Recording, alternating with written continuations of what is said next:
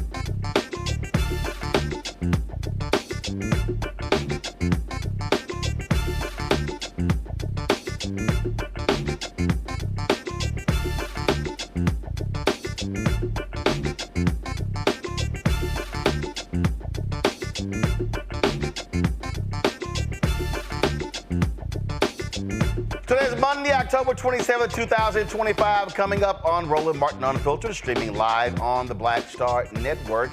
It's a war over U.S. congressional seats. More states are redrawing maps. We'll talk with co-founder, executive director of the Black Voters Matter, Albright, about what's happening with gerrymandering and its impact on black voters. Louisiana's Republican-led Senate votes to push back election dates, hoping Supreme Court is going to rule in its favor to draw new congressional maps that includes 1 or 0 majority black districts. In tonight's Crocket Chronicles, Congresswoman Jasmine Crockett calls out Trump's immigration agenda for what it is: racist, violent, and lawless. And the white Illinois sheriff's deputy who killed Sonya Massey testified in his murder trial today, telling the jury how he feared for his life. We'll talk with Civil Rights Attorney Ben Crump, who represents the Massey family, about the testimony of Sean Grayson. Also, we'll tell you how the president of HBCU University of University of Maryland Eastern Shore is fighting back against allegations of plagiarism and racial discrimination. Also, Republicans, they hate DEI. So why are they criticizing the President Barack Obama for supporting Abigail Spanberger against Winsome Sears? And if y'all really want to laugh, major rally with Zoran Mamdani, Congresswoman Alexandria Ocasio-Cortez, and Senator Bernie Sanders. Oh, and all these white Republicans, look at the crowd. That doesn't look like New York City. Oh, so now y'all care about diversity, equity, inclusion. Yeah, I got a couple of words to say about that. And speaking of Mamdani, his dad made some comments about the history of America. And all of these white conservatives are losing their mind, except he was right about Hitler and Nazis and Jim Crow and indigenous people and Lincoln. It's amazing what happens when you can't read. It's time to bring the funk on Roland Martin Unfiltered on the Black Star Network. Let's go. He's got it. Whatever the miss, he's on it. Whatever it is, he's got the scoop, the fact, the find. And when it breaks, he's right on time and it's rolling. Best believe he's knowing. Putting it down from sports to news to politics. With entertainment just for kicks, he's rolling. It's on go, roll, y'all. It's Roland Martin, yeah. Rolling with Roland now. He's funky, he's fresh, he's real, the best, you know he's Roland Martin now.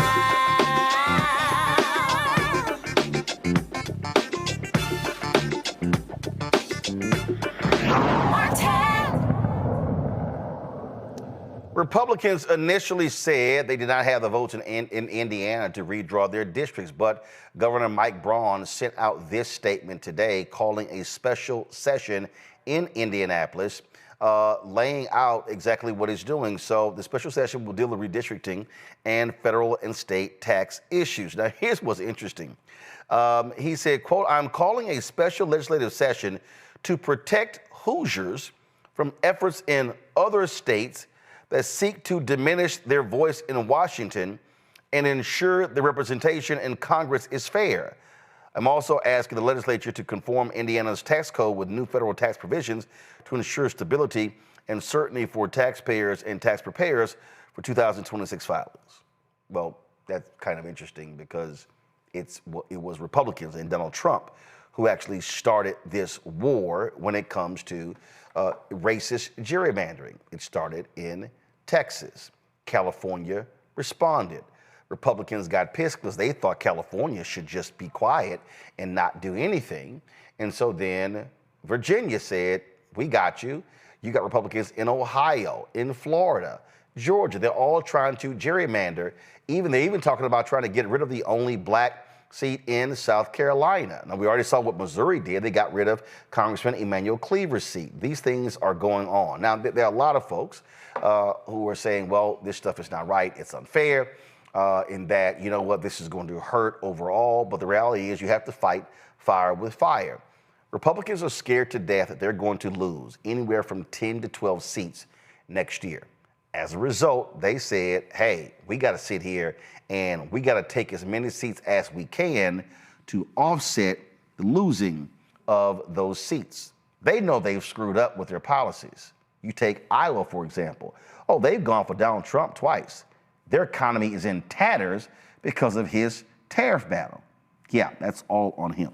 So all this is happening. Then, of course, you got that Supreme Court case, that Callis case, we'll deal with that later, to Louisiana, where that decision, and based upon how their questionings went, we know how they're going to rule, that decision could wipe out another 12 to 19, upwards of 30 seats all across the South, mostly black, but also involving some Latinos. So what we're dealing with is a massive realignment that could keep Democrats in the minority for the next 50 years and solidify Republican rule in the House. And you already see what's happening with the Senate. Joining us right now, Cliff Albright, co-founder of Black Voters Matter. Cliff, glad to have you here. You know, we always talk about elections have consequences. Mm-hmm. And we warn people repeatedly, hey, if they get in, mm-hmm. here's what's going to happen. Mm-hmm. And all of these things are happening. So all of these people who are running their mouths are going like, oh, I can't believe they're doing this. Why? They told you. Mm-hmm. Yeah, no, they told us exactly what they were going to do. Kamala told us exactly what they were going to do. We at Black Voters Matter and a whole bunch of organizations, you told everybody what they were going to do, and that's exactly what they're doing. And that's just what you said is exactly what the goal is to create a permanent one-party state. If they're able to do this, and keep in mind that this isn't even just at the congressional level, right? If they get rid of the Voting Rights Act, not only can they attack all those congressional seats, at least 19, and like you said, possibly even up to 33, but this means that they can do it up and down the ballot. They can redistrict and gerrymander and eliminate us at the state legislatures, at the county commission level, at the city council level, all these school boards, every issue that we deal with, that we value, from housing to environment, to, you know, jobs, you name it, on all these issues, we would lose out. It's to wipe out black leadership. It's completely wipe out black leadership and to give black communities no voice. Right, and I keep telling people, this is about defunding Black America. Right. It is attacking the political infrastructure, mm-hmm. it's attacking academic, it's mm-hmm. attacking social, it's attacking nonprofit. That's what they're doing right now. That's right, and we need, you know, the good news is this, we have some tools that we can use, right? We know what California is doing with Prop 50, which is not guaranteed, right? So if you know somebody in California, you need to be talking to them, making sure that they're gonna go out and vote. We see what Virginia is doing, right? The Republican governor over there, Youngkin, loses his mind, all upset, like clutching the pearls because the Virginia Democrats decided that they would go after maybe 2, maybe even 3 seats in Virginia to counteract what's going on in Texas and Missouri and some of these other states. And so, but that's not enough, right? If they continue to push it in places like Ohio, maybe even places like Florida, then we need Maryland. You know, Governor Moore has been talking some good stuff, right? Saying that he's willing to fight fire with fire, but we need to keep the pressure on in Maryland. And we definitely need to keep the pressure on in some place like New York, where it's very difficult because of the way that their redistricting process is set up. But still, whatever power they can do, like we need them to do what Virginia did, where they found a way to say, oh, you wanted us in session and you never closed out that session, so we're gonna come back and we're gonna use that session, right, to push back. Mm-hmm. We need folks in New York doing the exact same thing.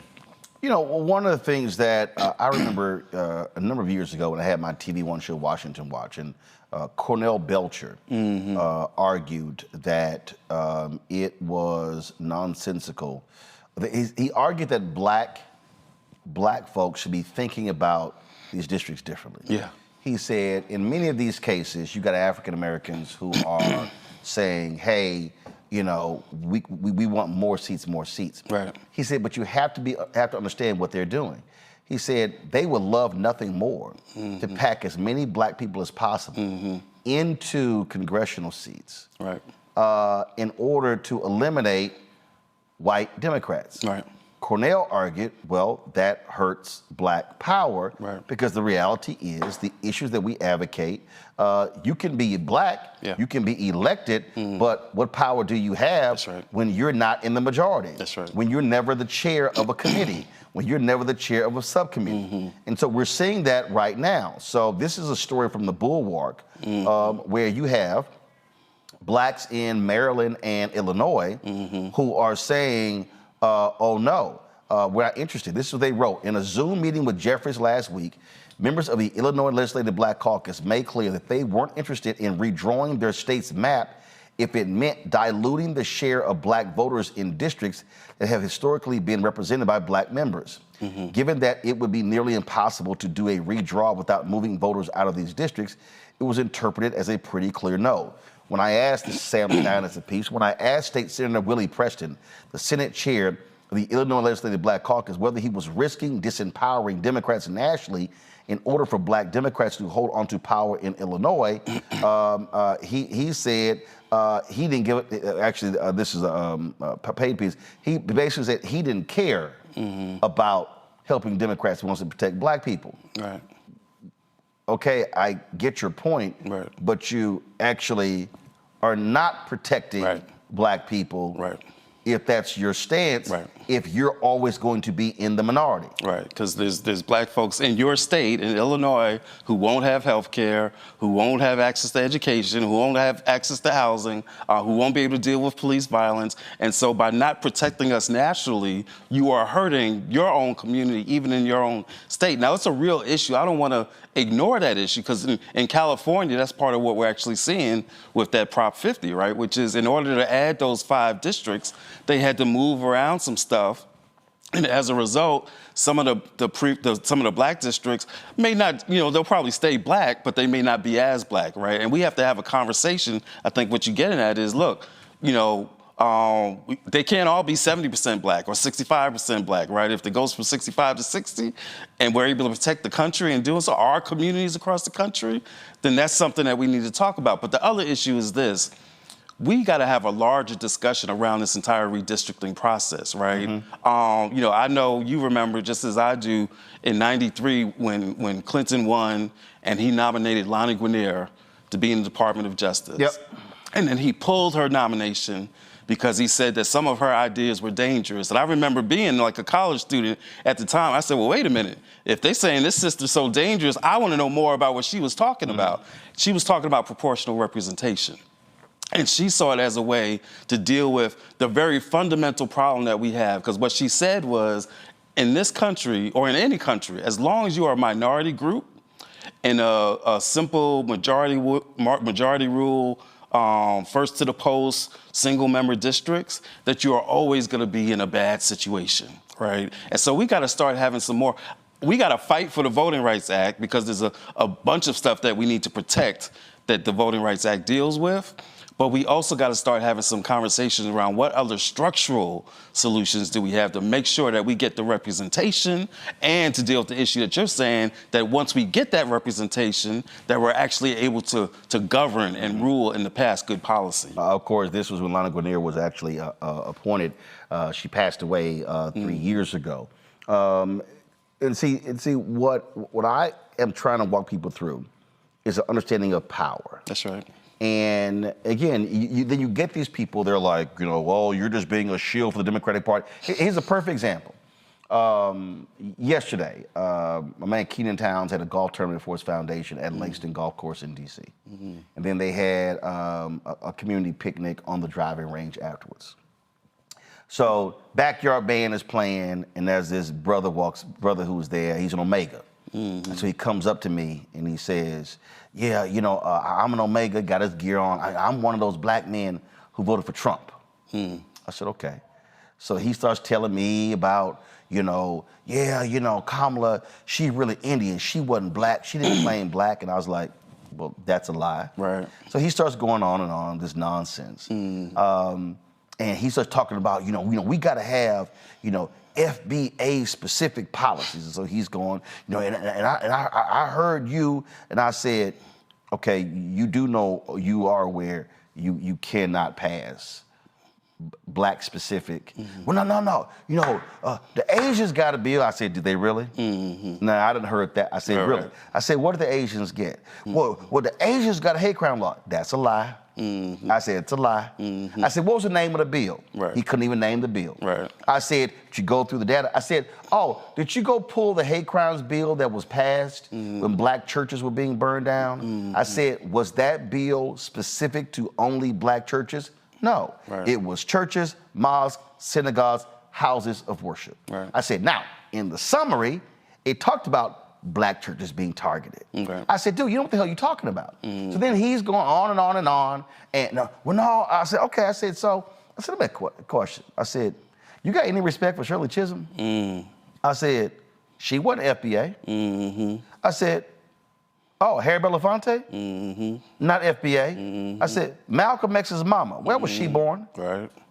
I started naming all these. I said, Sidney Poitier. Right. I started doing, I said, now I'm confused with all. I said, he's like, well, you know, I look at my life, and there was nothing in my life that got better on the Democrats. So I said, why did I give this man a chance? And I was like, oh, okay. And so while he's sitting there, so I'm sitting there hitting this fool on policy. Right. And he is absolutely ignorant on policy. And he's sitting here going and all this sort of stuff. And I start bringing up housing. Well, as I'm talking, a Joe Asamoah walks by. I said, oh, speaking of housing, this sister worked in the hood under Biden-Harris. And so she comes over, she was like, oh, Lord. She said, is my frat one of these I said, yep.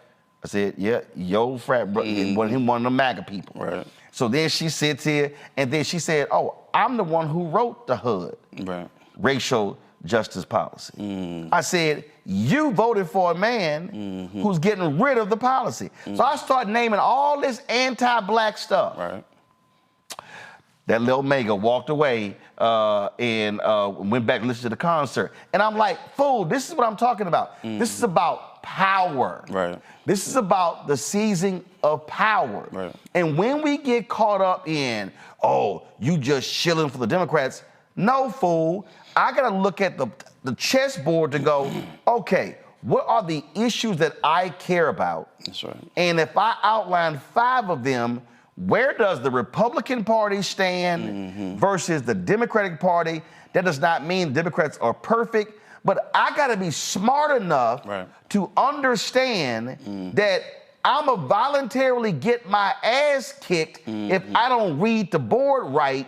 And I will, for all things that I claim I want, I will never get. That's right. Because I will be out of power. That's right. We'll be out of power.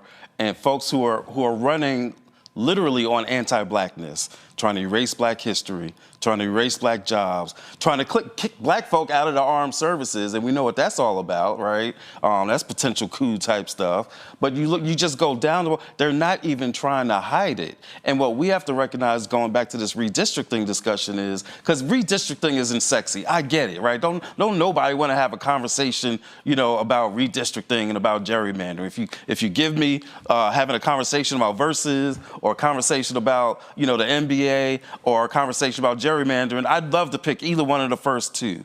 But at the end of the day, no matter what your issue is, right? No matter who you are, even if you're the confused Omega brother that you're talking about, whatever his issue is, whatever anybody's issue is, you can't get progress on it as a black person in this country, especially right now, if we don't have a government that reflects us, where we don't have any representation. My problem while he was running his mouth was everything I mentioned anti-black. Right. I ain't know that. Right. I said, what the hell are you then watching? Right. I said, you voted for a guy claiming, well, I'm going to give him a shot. Right. I said, and here you're standing before me telling me how you want this foundational black Americans agenda, and you literally know nothing about I said all of the anti-black stuff.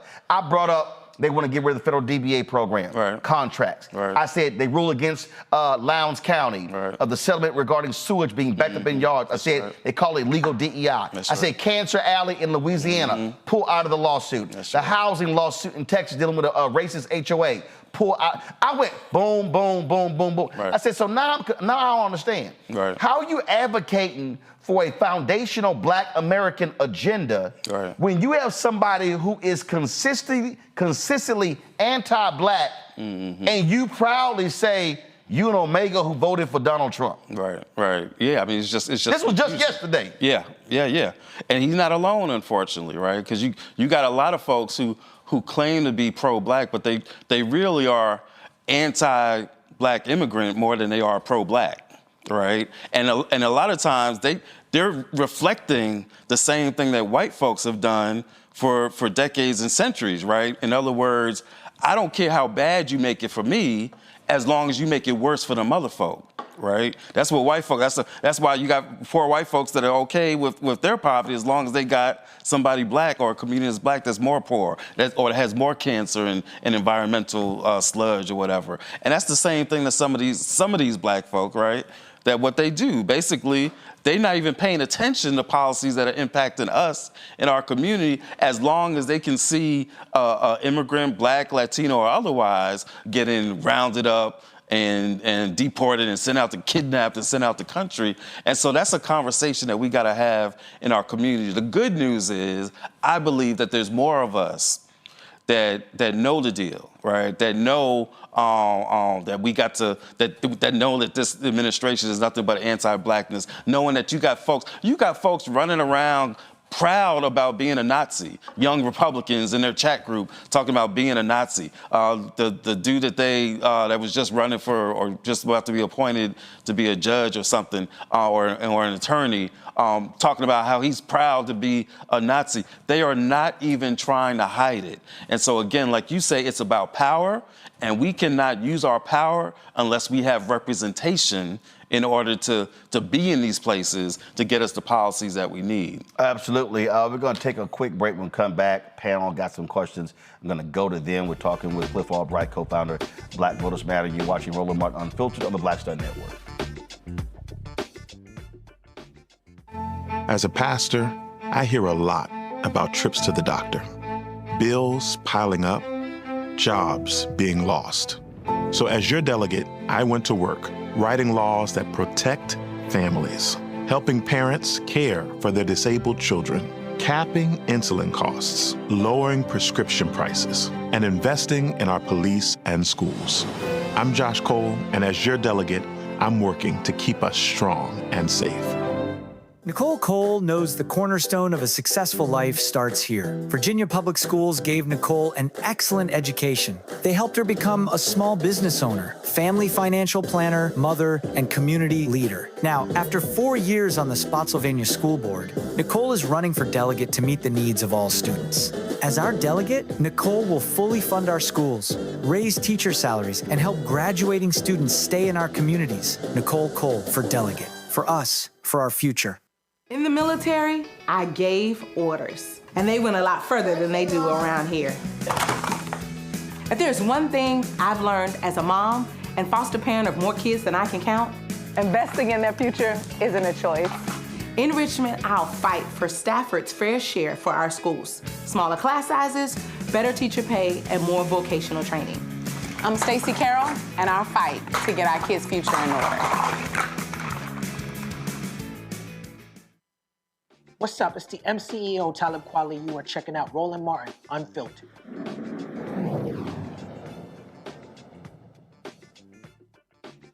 All right, folks, welcome back. I'm talking to Cliff Albright, co-founder of Black Voters Matter. My panel is Omekongo Dibinga, senior professor of lecture, School of International Service out of D.C., author of Lies About Black People, How to Combat Racists. Scott Bowden, attorney out of D.C. as well. Joy Chaney, founder of Joy Strategies out of D.C. as well. All right, let's get right into it. Questions for Cliff. I guess I'll let the Kappa go first. Well, I wasn't a Kappa you were talking to at the golf tournament, because we ain't got no Kappas that voted for Trump. Yes, you do. That's a whole nother yes, story. You do. Yes, you know you do. Too. Don't start. You know you do. Start your shit now. There you go. Here we go. You know I ain't lying. You know you do. Cliff, let me get to Cliff. Cliff, love the work that you're doing. What happens when we race to the bottom? When we get done with the race to the bottom and we're not doing it 10 years, we're doing it now 5 years midway, and the Democratic states and the red states get to the bottom, then what? I mean, do we start over? Are there going to be more Republican seats than Democratic seats? I see it as a real attack on our democracy on both sides, actually, but I don't think the Democrats have much choice. But what happened? When the dust settles, what do you think's going to happen, and what's the House and Senate going to look like? Yeah, I mean, I think two things, maybe even three things. I think one, I think we can look at the way that California has done it, right, where basically they did it where it was specifically in response to Texas, right? They basically were like, look, if Texas pulls back, we'll pull back. They did it in a way that's time limited, right? So that they'll go back to their normal process at the normal time at the end of the decade. So I think that there are things that you can do even as you are fighting fire with fire, which still establishes that, look, we recognize that fundamentally we got to do all this a different kind of a way, that we do want fairness in the process and fair representation in the process. But in this moment, that we have got to do this fight, because at the end of the day, like you asked, what happens if it's a race to the bottom? If we don't do it now, there is no bottom, right? It's a bottomless pit that we wind up finding ourselves in. And so the only way to fight it is to do what some of these states have already done and what we're encouraging even more states to do, but being clear, keeping the eyes on the prize, that fundamentally we don't want to be doing this, and that we got these other values that we want to fight for. But you can't fight for those values if, again, to Roland's point, if we ain't got no power. And if we don't have power for decades or for generations, then, we just got a principle that we want to see, but we have absolutely no way to make it be a reality. Also, I think we have to also recognize, and this is, and I've said this for so long, how Democrats have to understand what power is and what's fair and just. So here's what I mean by that. Yeah. So Eric Holder and Obama, they get together and they launch this national redistricting committee. This is the website. Okay. So all they kept talking about, fair maps, fair maps, fair maps, fair maps, fair maps. Right. Okay. Sounds great. Right. Sounds wonderful. Yeah. But you got one side over here who's talking about fair. Yeah. The other side's talking about power. So what happens? This is a story right here in Politico, why Democrats can't match Trump's gerrymander push. Right. So it says right here,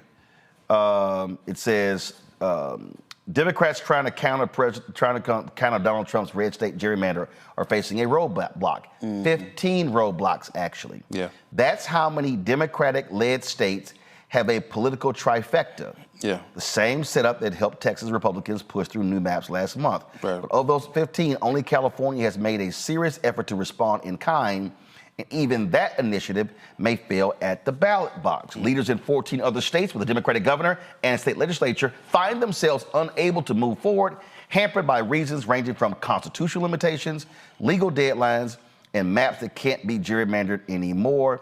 And perhaps an acknowledgement of these hurdles, Democrats have turned to the courts to try to stopping Republican efforts.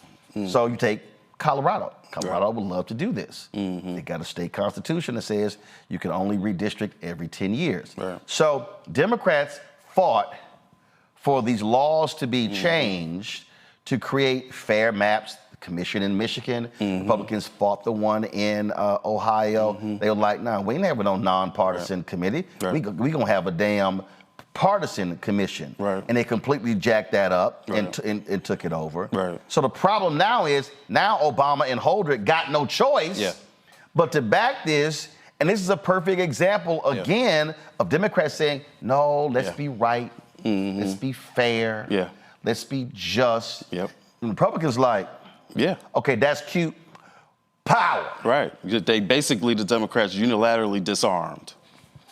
And this is where you find yourself. I'm giving up my weapons. Right. But you get to not only keep yours, you get to go acquire more. Right. Like both of us, we got to put our knives down on 3, and you count to 3, and you put yours down, and the other dude's still holding his knife. Well, he holding his knife, and now he done pull out a gun. And now he got a grenade. And you like. Right. Oh, but we agreed to put, they like, no. You agreed to put your stuff down. Right. I didn't. Now, there were black folk who tried to tell them not to do that. Not the two that you mentioned, right? But there were some other black folks and black organizations that said, look, this is a bad idea. Why? Because we know the nature of the opposition that we up against. See, there's a lot of white folks that still don't understand, and some black, like the Omega dude you was talking to, that still don't understand the nature of the opposition that we up against, right? We knew that we couldn't trust them. We knew that we couldn't unilaterally disarm. Now, if you had to do the commission, you could have built some stuff into it that would have said, look, we're gonna do this commission, but if these other folks start acting a fool, we've got this out that we can go to without having to do another constitutional amendment or having to go back to court. You could have built that into the system. That's how you fight for your values, but you still remain cautious and watchful, right? But we didn't do it. These states didn't do that. That's why we're having to push so hard for some of these blue states, like New York and like some of those other ones, to try to do whatever they can to undo and correct, even if it's temporarily, to undo and correct it, even if you're going to wind up having to go to court later. Right. Because that's what he does. Again, see, that's the stupid shit I don't understand. What New York did last time, they were pleading with Hochul, yo, file the appeal. Right. No. You just handed them 4 or 5 seats, and what's the problem? Right now, Democrats need a net 3 seats to reclaim the majority. I'm like, you trying to be fair, screwed your party out of power. That's right. It makes no sense. Joy, question. Hi, Cliff. I'm so glad to have you on tonight. So what are you all doing in terms of, to pull together a strategy here, right? And you don't have to tell me all the strategy, but what's the leadership of civil rights groups, others doing to come together and to say everything you said is right? What are we going to do about it, though? Yeah. And how are we going to bring in to alignment some of these legislators out there who don't see themselves as part of the problem and who are just trying to protect their own seats? Yeah. No. And that last part, that's a whole show in and of itself. But I think there's several prongs to the strategy, right? The one hand is still to be fighting to protect the Voting Rights Act, to push back on this Calais case that the Supreme Court is hearing right now. That's how come what we did, to answer your question, one of the things we did was we took 300 folks from 8 southern states to show up at the Supreme Court on the day that they were having that hearing last week, because we didn't want that hearing to go by, this potentially historic moment to go by, and they not see that folks in the South got something to say. Because it's black voters in the South and black districts in the South that are going to be most impacted. But that wasn't just about a one-day event or just about having a rally on the steps of the Supreme Court, although that's important in and of itself. It's also about that's the launch of a campaign where from that day until they actually give the decision that we're going to continue to be raising this issue, right? By talking about it in the media like we are today, by doing things like issuing the report that Black Voters Matter did along with Fair Fight that answers the question, what's the impact of this going to be? Our report outlines, as Roland mentioned, there's 19 specific seats that are specifically protected by the Voting Rights Act that would be lost if the Voting Rights Act goes down and these red states redistrict. And then there's some other states, like we said, up to 33 that could also be impacted. So that's part of the strategy, right? Just pushing back and staying engaged and pushing the narrative on the importance of the Voting Rights Act and the importance of this case, right? There's also the electoral piece, because at the end of the day, there are still some electoral options that we have to hold on to the seats that we have, right? So there's that strategy. There's also the pushback in terms of organizing around this, whether it's organizing in red states like Missouri, because keep in mind, they have a petition going right now to get enough signatures so that the people of Missouri can vote on the redone maps that the Missouri legislature just voted. So it's not a done deal if we support those groups and those community members that are doing that organizing. If you know somebody in Missouri, or if you could go to our page and you could find out about who's doing what work in states like Missouri, because we got to support that process the same way that we got to support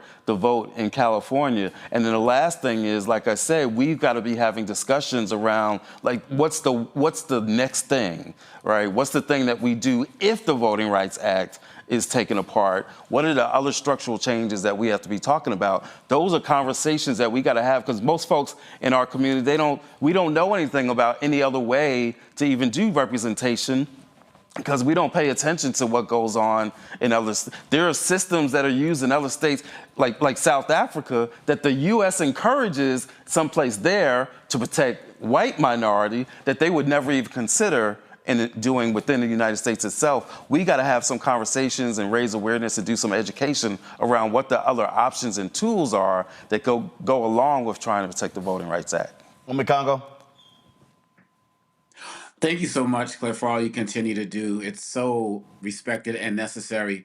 I want to know what your thoughts are. In addition to the work that we must continue to do, we never let our guard down. Do you feel like there's any possibility that these redistricting can backfire on Republicans given the way Trump is dealing with the economy right now? I mean, they're having so many FAFO moments that they may still just decide to vote for Democrats regardless of who they get redistricted to. Yeah, I mean, that's a great point, because we were already seeing some of that possibly in Texas, because again, to create those 5 extra seats that they created, they had to move some stuff around, and basically what they are assuming is that Latino voters, this is what the math that they were doing. They said, wait a minute, this last election in Texas in 24, you saw more Latinos voting for Trump. So we feel like that we can do this redistricting, take power away from black folks, maybe even keep some of those Latino districts intact, and we'll be okay. But what they're also seeing is that his popularity and the Republicans' popularity within those same Latino communities is plummeting. And so it could come back to haunt them, whether it's in Texas or in Missouri or any of these other states, because at the end of the day, they're basing it on some assumptions that are simply no longer true. So there's a possibility of that. And again, we need to be doing whatever we can in coalition with some of these other communities to make sure that, we need to push that and to have, they use divide and conquer against us ever since 1619. We need to do the same thing against them. This is, again, I really need people to underscore what's going on here. They are banking for the Supreme Court decision. In fact, we talked in Louisiana, the state Senate, they voted along party lines to postpone the 2026 election dates. Yeah. The delay would give the state more time to redraw its congressional map. This is assuming the Supreme Court rules in their favor. Republicans expect to craft political districts more to their liking if the Supreme Court rules in their favor, where race can't be considered in the creation of the districts. The GOP Senate majority, made up entirely of white senators, outvoted the Democrats, all but one whom are black, 27-9. On Senate Bill 1, the bill moves the qualifying period for political candidates and the 2 spring election dates for congressional primary contests back by approximately 1 month. Elections scheduled for April 18th and May 30th would move to May 16th and June 27th, respectively. The delayed election timeline will create more opportunities for the Republican-controlled legislature to draw newest U.S. House districts. Now, again, what this is all about, Supreme Court, Cliff, has this precedent, which doesn't matter because these folks don't care about precedent, where when it comes time to draw, they'll may say, hey, it's not enough time for the legislature to redraw districts, for the voters to be notified, and then for them to vote. That's what this is all about. These Republicans, they lost to the Supreme Court the creation of the second black district. Then they said, well, no, let's now join. They will not recruit some white folks to say that the creation of this second black district brought them harm, which they never identified what the harm is, and they expedited this lawsuit. And the writing was on the wall when the Supreme Court asked for briefs from both sides over eliminating these districts based upon the issue of race. Yeah, and keep in mind, like, as an example, if we go back to abortion in the Dobbs case, right? Dobbs case was heard about the same time as this case, but the Dobbs decision came out when? It came out as late as like in June or something like that.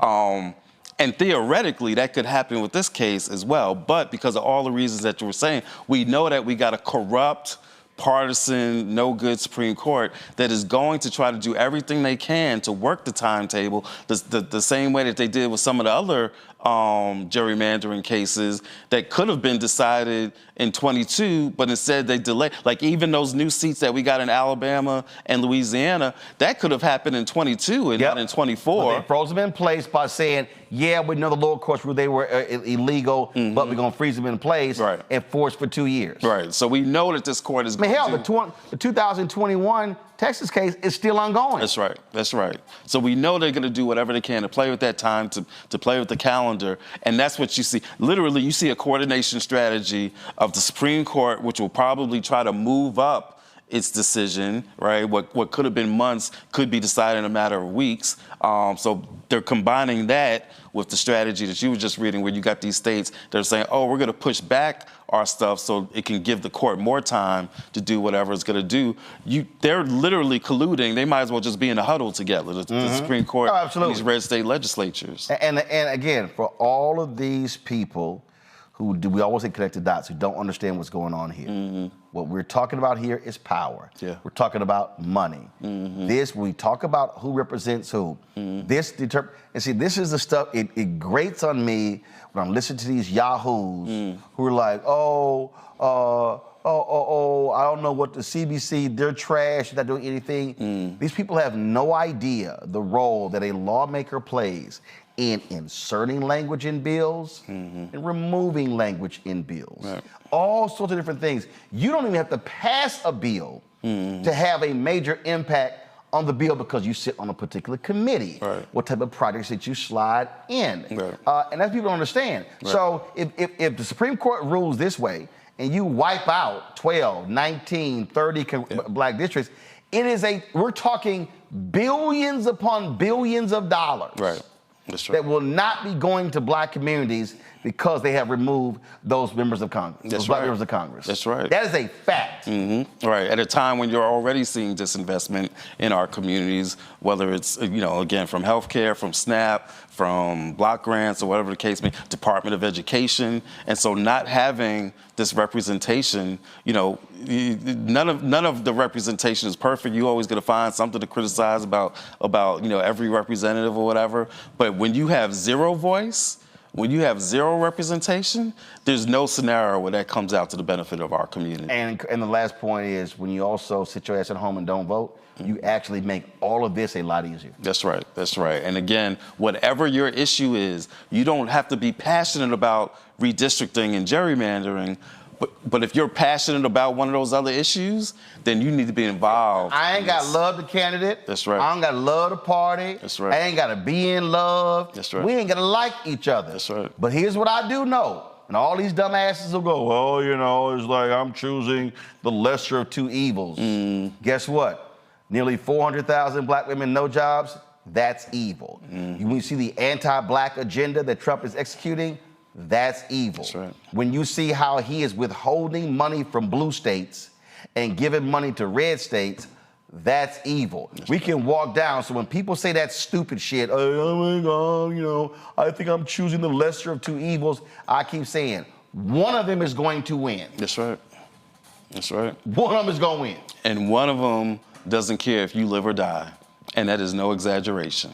And that's the way that they're treating our communities right now. All right, Cliff Albright, we appreciate it, man. Thanks a lot. Thanks for having me. And y'all, this is Cliff's first time in our Black This fly studio you got here. Look at Roland. We do a little something. We do a little something. This is how we do it. I see you. I appreciate it. And also, folks, and I'll say this, I had no problem. Black Voters Matter has been one of the few black organizations that has consistently supported this show and this network financially since we launched. So there's a lot of people talk about how we need to work together, we need to sit here and support our own, but y'all have been one of the few, so I appreciate y'all's support of the show. Switch. Come on, I'm talking to Cliff. Come on, thank you. My God, I appreciate y'all's support of the show. Thank you so very much. And we're gonna be real busy in 2026. That's right. We love you. Thank you so much. I appreciate it, Cliff. All right, folks. Don't leave us yet, because you're gonna walk behind me while I'm talking. Right. All right, folks. When we come back, lots to break down, and I gotta talk about these crazy ass white folks who are now mad, hollering about DEI. Like, why do black people not supporting Winsome Sears? Because she's crazy and needs a hot comb. All right, we'll be back. Roland Martin Unfiltered on the Black Star Network.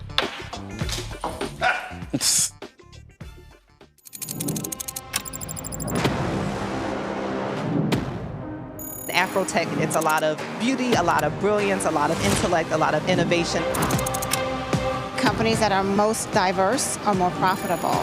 We're getting culture, we're getting community, we're getting the best of the best. And not only are we here to greet each other, but we're here to network and to elevate each other. everybody from all the major tech companies here, and that means that now everybody's in the same domain.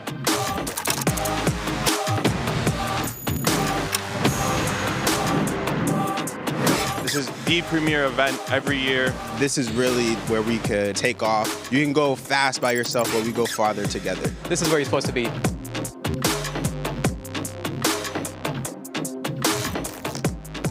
As a pastor, I hear a lot about trips to the doctor, bills piling up, jobs being lost. So as your delegate, I went to work writing laws that protect families, helping parents care for their disabled children, capping insulin costs, lowering prescription prices, and investing in our police and schools. I'm Josh Cole, and as your delegate, I'm working to keep us strong and safe. Nicole Cole knows the cornerstone of a successful life starts here. Virginia Public Schools gave Nicole an excellent education. They helped her become a small business owner, family financial planner, mother, and community leader. Now, after 4 years on the Spotsylvania School Board, Nicole is running for delegate to meet the needs of all students.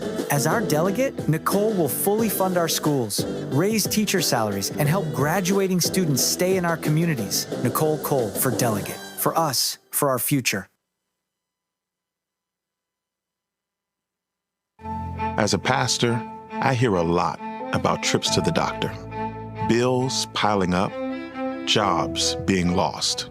So as your delegate, I went to work writing laws that protect families, helping parents care for their disabled children, capping insulin costs, lowering prescription prices, and investing in our police and schools. I'm Josh Cole, and as your delegate, I'm working to keep us strong and safe. This week on A Balanced Life with Dr. Jackie, we're continuing our series of putting in the work, A Chef's Journey. Are you an aspiring chef? Someone who already has a business, trying to figure out what your next steps will be, who to talk to, and how to get there? Well, on this week's show, our great guests and wonderful chefs will talk to you about what it means to discover your purpose, your why of being in the kitchen, and then knowing how to put a business together. The menu controls everything. The menu determines everything. But the business plan is where you have to go back to. When you get into the business, at the end of the day, you know, social media and TV, all of that stuff is cool, but you still have to run a business. You still have to be in relationship with people. That's all next on A Balanced Life with Dr. Jackie here on Black Star Network. Hey, what's up, y'all? I'm Devon Frank. I'm Dr. Robin B., pharmacist and fitness coach, and you're watching Roland Martin Unfiltered.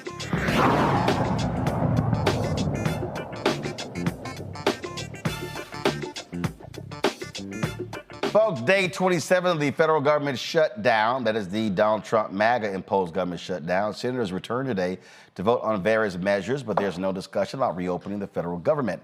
There appears to be no end in sight to the standoff, which is causing financial hardship for millions of people.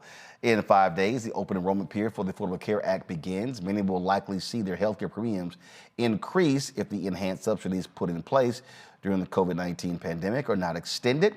A deal seems unlikely with the twice impeached, criminally convicted felon-in-chief Donald Trump out of the country. More than 700,000 federal workers have been furloughed, while nearly as many are working without pay. Essential employees, including military personnel, law enforcement officers, border patrol agents, and air traffic controllers are still required to work regardless of the shutdown, but it is causing lots of air issues. And Transportation Secretary Sean Duffy said he can't guarantee there will not be delays. AFGE, the American Federation of Government Employees, the president, Everett Kelly, AFGE is calling for an end to the shutdown. This is what they write on their website. This week, Congress pushed our nation to the 4th week of full government shutdown, an avoidable crisis that is harming families, communities, and the very institutions that hold our country together. As president of the American Federation of Government Employees, I represent over 800,000 federal and D.C. government workers who serve with pride and professionalism. Senator Dick Durbin actually said that he thinks that AFGE calling for this end of the shutdown is going to have an impact, but we'll see if that actually takes place. I totally get it. I understand it, Joy, why AFG is making the move, but understand we're talking about, they represent 800,000 federal employees. You're talking about federal health subsidies, and we're talking about SNAP, other things that are impacting multiple millions of people. And so the shutdown actually has a broader impact beyond just the federal employees.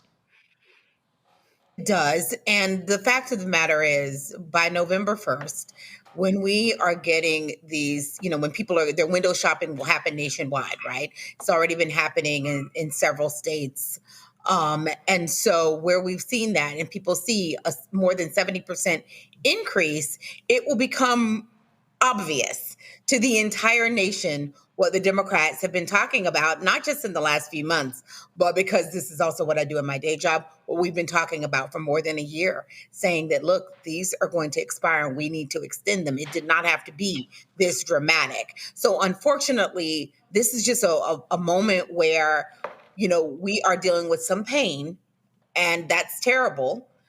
But it's staving off what will be hopefully avoiding pain for a lot of people. And by the way, even if you are not the beneficiary of one of these subsidies, you're just when there's a spike for one who gets the subsidy, others will see a spike. So you will also see an increase in your premiums for 2026. So my prediction is that we're going to have an end to this in the next week or so, because all of those Republicans who have, kind of been like, we need to deal with something, but, Trump won't come to, okay, they're going to be very upset because they're going to have a lot of angry people saying, I cannot go from paying $700 to paying more than $2,000. Ome Congo, Mike Johnson made one of the stupidest comments I've ever seen in my life. When asked why he is not bringing the House back together, he said, my members are learning so much and hearing so much from home. I want them to continue to keep doing that work. I'm like, who the hell does he think he's fooling? I mean, the way that he just finds new ways to lie. Somebody said that, he lies so easily that he must be like lying about something else because he's just so comfortable with it. I was thinking about this as I was on the way home for the show today. Where are the videos of the Republicans? Where are the videos of the Republicans back home having town halls? Are they out at food banks helping with the people? He's talking about, they're back home talking to and working with their constituents. Their constituents don't control the direction of healthcare. It's the Democrats here in D.C. that they're supposed to be meeting with. So I need people to post their videos of Republicans out there doing the work, meeting with constituents, but even all of that is going to be irrelevant because they're supposed to be at the table here. They're gone, haven't done anything, since like early September, and Trump, first president to leave the country during a shutdown. I mean, this is what I was talking about with my question to Cliff, like, how long are people going to realize that these guys have pulled the wool over their head? And Mike Johnson comes up with new lies every single day. And I just feel like at some point, these folks in those red districts who may not give a damn about us are going to give enough of a damn about themselves to get out there and finally do something, showing up at their representatives' doors, showing up in other places where they see them, and maybe even showing up in D.C. to let them know, we're here, you're not, get your behinds down here and get something done. Well, it's easy, Scott. The New York Times is reporting that Donald Trump often jokes about how he can get Mike Johnson to do whatever he wants. He's a puppet. And part of the reason we're seeing all this stuff happen is because Republicans have no guts, no spine, and they won't stand up to their dear leader.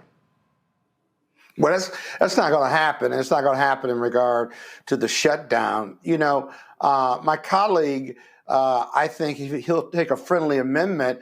The MAGA and the right-wing conservatives are encouraging their elected officials, including Trump, to stand strong because they're not smart enough to understand that what they're supporting is going to be against their interests. When their insurance premiums go up, when they lose Medicare and Medicaid, and they're just going to turn around and blame the Democrats. They'll never blame the Republicans or Donald Trump for it. So, it's one thing to vote against your interests.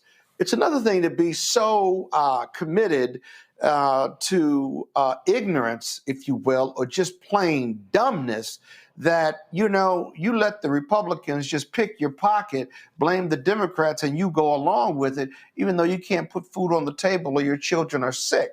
And so I don't think it's going to end in the next week or two. What's going to end it is when the Republicans decide to have a conversation now versus later. See, they'll never win the debate with the public because it's a conversation. I've tried lots of cases over my lifetime as a lawyer, and it all begins, settlement and resolution begins at mediation.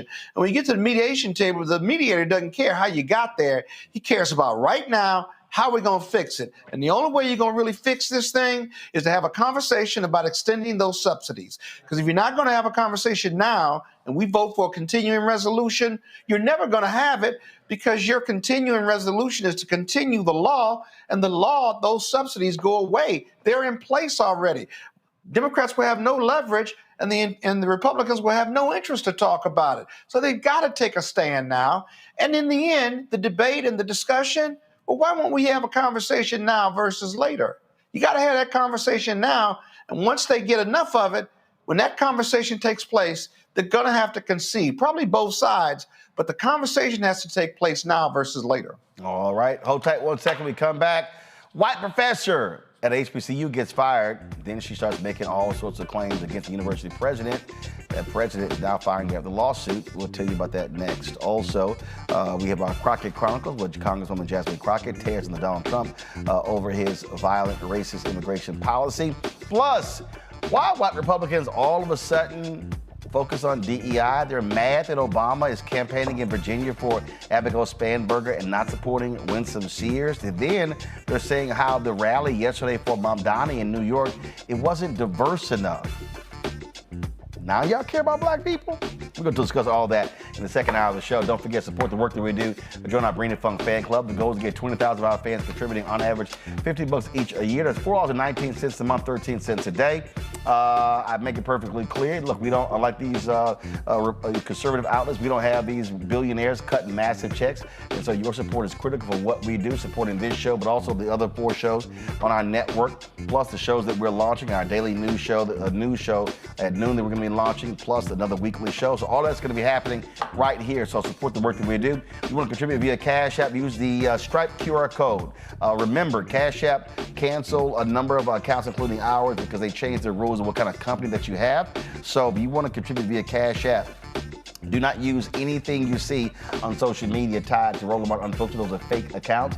We're working to get those closed. So use the Stripe QR code. You see it right here, bottom left-hand corner. You can also PayPal is R Martin Unfiltered. Venmo is RM Unfiltered. Zelle, Roland at RolandSMartin.com. Roland at RolandMartinUnfiltered.com. Text money order. Make it payable to Roland Martin Unfiltered, P.O. Box 57196, Washington, D.C. 2003 7-0196. We'll be right back. Said the quiet part out loud. Black votes are a threat, so they erased them. After the Supreme Court gutted the Voting Rights Act in 2013, Republican legislatures moved fast. New voter ID laws, polling place shutdowns, purges of black voters from the rolls. Trump's Justice Department didn't stop it, they joined in. In 2018, his DOJ backed Ohio's voter purge system, a scheme that disproportionately erased black voters. Their goal, erase black votes and political power. Yeah, that happened. These are the kinds of stories that we cover every day on Roland Martin Unfiltered. Subscribe on YouTube and download the Black Star Network app. Support fact-based independent journalism that centers African Americans and the issues that matter to our community.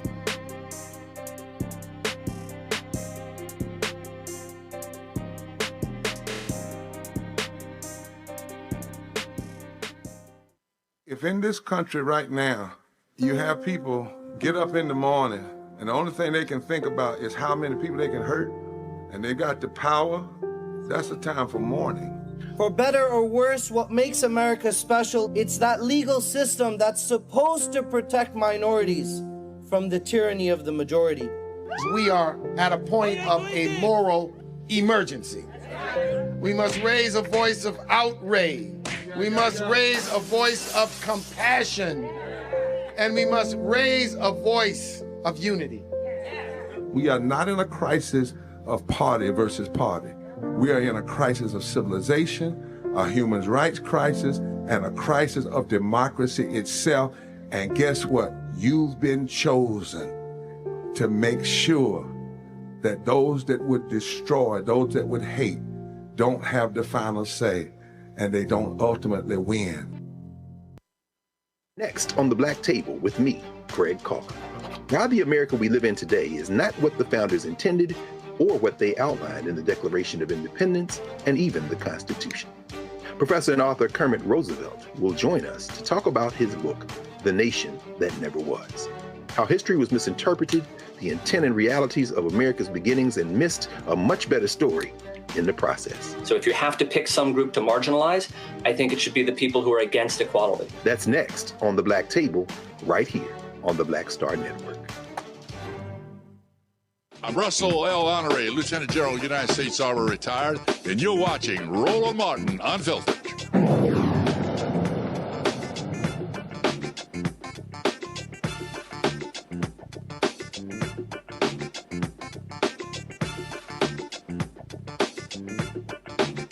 I got it. Let's go. All right, folks. A 10-year white professor at the University of Maryland Eastern Shore, HBCU. Since she's suing the school, she claims that she was fired. She says she's been on conservative media saying that her termination was racially motivated. Donna Satterley spent more than 20 years teaching human ecology and child development, said she faced ongoing harassment from administrators, was denied a hard-earned promotion, said she was the lowest paid person, she had unanimous department support, and ultimately lost her job over what she calls vague and baseless, quote, bullying claims. University's president, Dr. Heidi M. Anderson, says Sarah Lee has spent the last few weeks attacking her personally, her name and reputation. She said, enough is enough. So Anderson has slapped her with a $1 million lawsuit for attacking Dr. Anderson's educational pedigree. Joining us right now is Dr. Anderson, president of University of Maryland Eastern Shore, her attorney, James Walker. I'd like to have both of y'all here. So, all right, when did all this start? So just like, how long has this been going on? Probably for several weeks now, Roland. First of all, thank you for having us on the show. Appreciate it. Appreciate being here. You're kind of like, a fan for me. I appreciate it. So walk us through this. So she worked for the university for what, couple of decades, doing what? Who knows? No, just seriously. She's a faculty member that worked at the university for some time and did not get promoted. Mm-hmm. Yes. And this has been going on for, I would imagine, for a few weeks, where she has made it her mission to probably say things about me that are not true. And that is definitely what she's been doing. As well as filed several lawsuits. So she's filed lawsuits against? The university, the provost, I think faculty, Dr. Anderson, practically anybody you can think of. She's brought a number of bogus suits that the Attorney General's office is handling, but then she because you're a state institution, that's what the AG's office handles. Correct. Got it. Then she's attacked her individually with false claims about her pedigree, her dissertation, and her educational background and other things. So we have now looked into the fact that is not true. There was no kind of plagiarism, and we have hit her with $1 million lawsuit effective this morning. So she was claiming plagiarism in what? She was claiming plagiarism in my doctoral dissertation, which is not true. My academic work is high integrity, and it also was reviewed very rigorously by the normal, regular channels that happen at universities. Well, and we know that this has been one of the ways that conservatives have been attacking black presidents. We saw what happened at Harvard. We saw what's happened at other universities, trying to go after them. This is right here an interview where Sarah Lee was on the right-wing news network Newsmax. And so, of course, in this day and age, the right-wing media will pick this thing up extremely quickly. And so again, she's claiming fire termination. But for people who don't understand, walk through that process of what that is when someone is no longer with the university. Well, I don't want her to answer too much because obviously it's ongoing litigation. Gotcha. But is this person still with the university or no longer with the university? She is still with the university, to my knowledge, as are some of her cohorts, but she didn't get the promotion that she thought she would. So just be clear, Sally is still employed with the university, but is claiming she got terminated. Yeah, she's no longer with the university. Okay. But like my lawyers are saying, it is an ongoing investigation. Right. So I think that we should let the lawyer respond to that. And, that's fine. So is she still an employee? She's still technically an employee, but she's not in the position that she thought she should have gotten. So she felt she should have gotten a promotion. Correct. Okay. Correct. All right. And then it's claiming, had near unanimous support for whatever. For universities, how does that even work? Like how one gets promoted? You've got colleges, you've got departments, the college, then it goes all the way up. This notion that the president somehow is determining like a particular person in the college. Typically, Roland, the way professors get promoted is going through a rigorous review process. And that starts at the department level where those individuals happen to be housed, because it makes more sense to have their peers look at their work and evaluate. Right, so department level. That moves right up. And the department's in a college. That's correct. So College of Liberal Arts, College of Business, or whatever. Correct. Yes, at the university level. Okay. Yes. And then, so from an administrative standpoint, those folks are above the colleges. So you got a lot of layers that are there between a person in a department and a provost or a president. Correct. Very much so. A lot of layers. Which, by the way, is the reason why we say, why are you attacking Dr. Anderson? She is so removed. I don't think you've even had really any interaction with this individual. She wouldn't know you on any personal basis. So for her to come out and attack HBCUs and say, I was denied because I'm a white woman, there was bullying, there was harassment, it's an HBCU, you're not taking care of white people, you're looking out for your own, all of this kind of nonsense versus just competency. Was it? Versus just, did you earn the job? She was there 20 years? I believe so. So she's claiming bullying. She stayed at a place for 2 decades where you were uncomfortable? I wouldn't be staying 2 months. Well, now she's got a bigger problem because Dr. Anderson regrettably did not want to take legal action, but this lady is in all kind of right-wing magazines, Newsmax, as you said, and other outlets. So she was left with no other alternative to say, wait, I got to defend my name, my reputation, my character, my pedigree, my dissertation. She's been forced to be here tonight. She doesn't want to be here tonight, but she had to take legal action because there's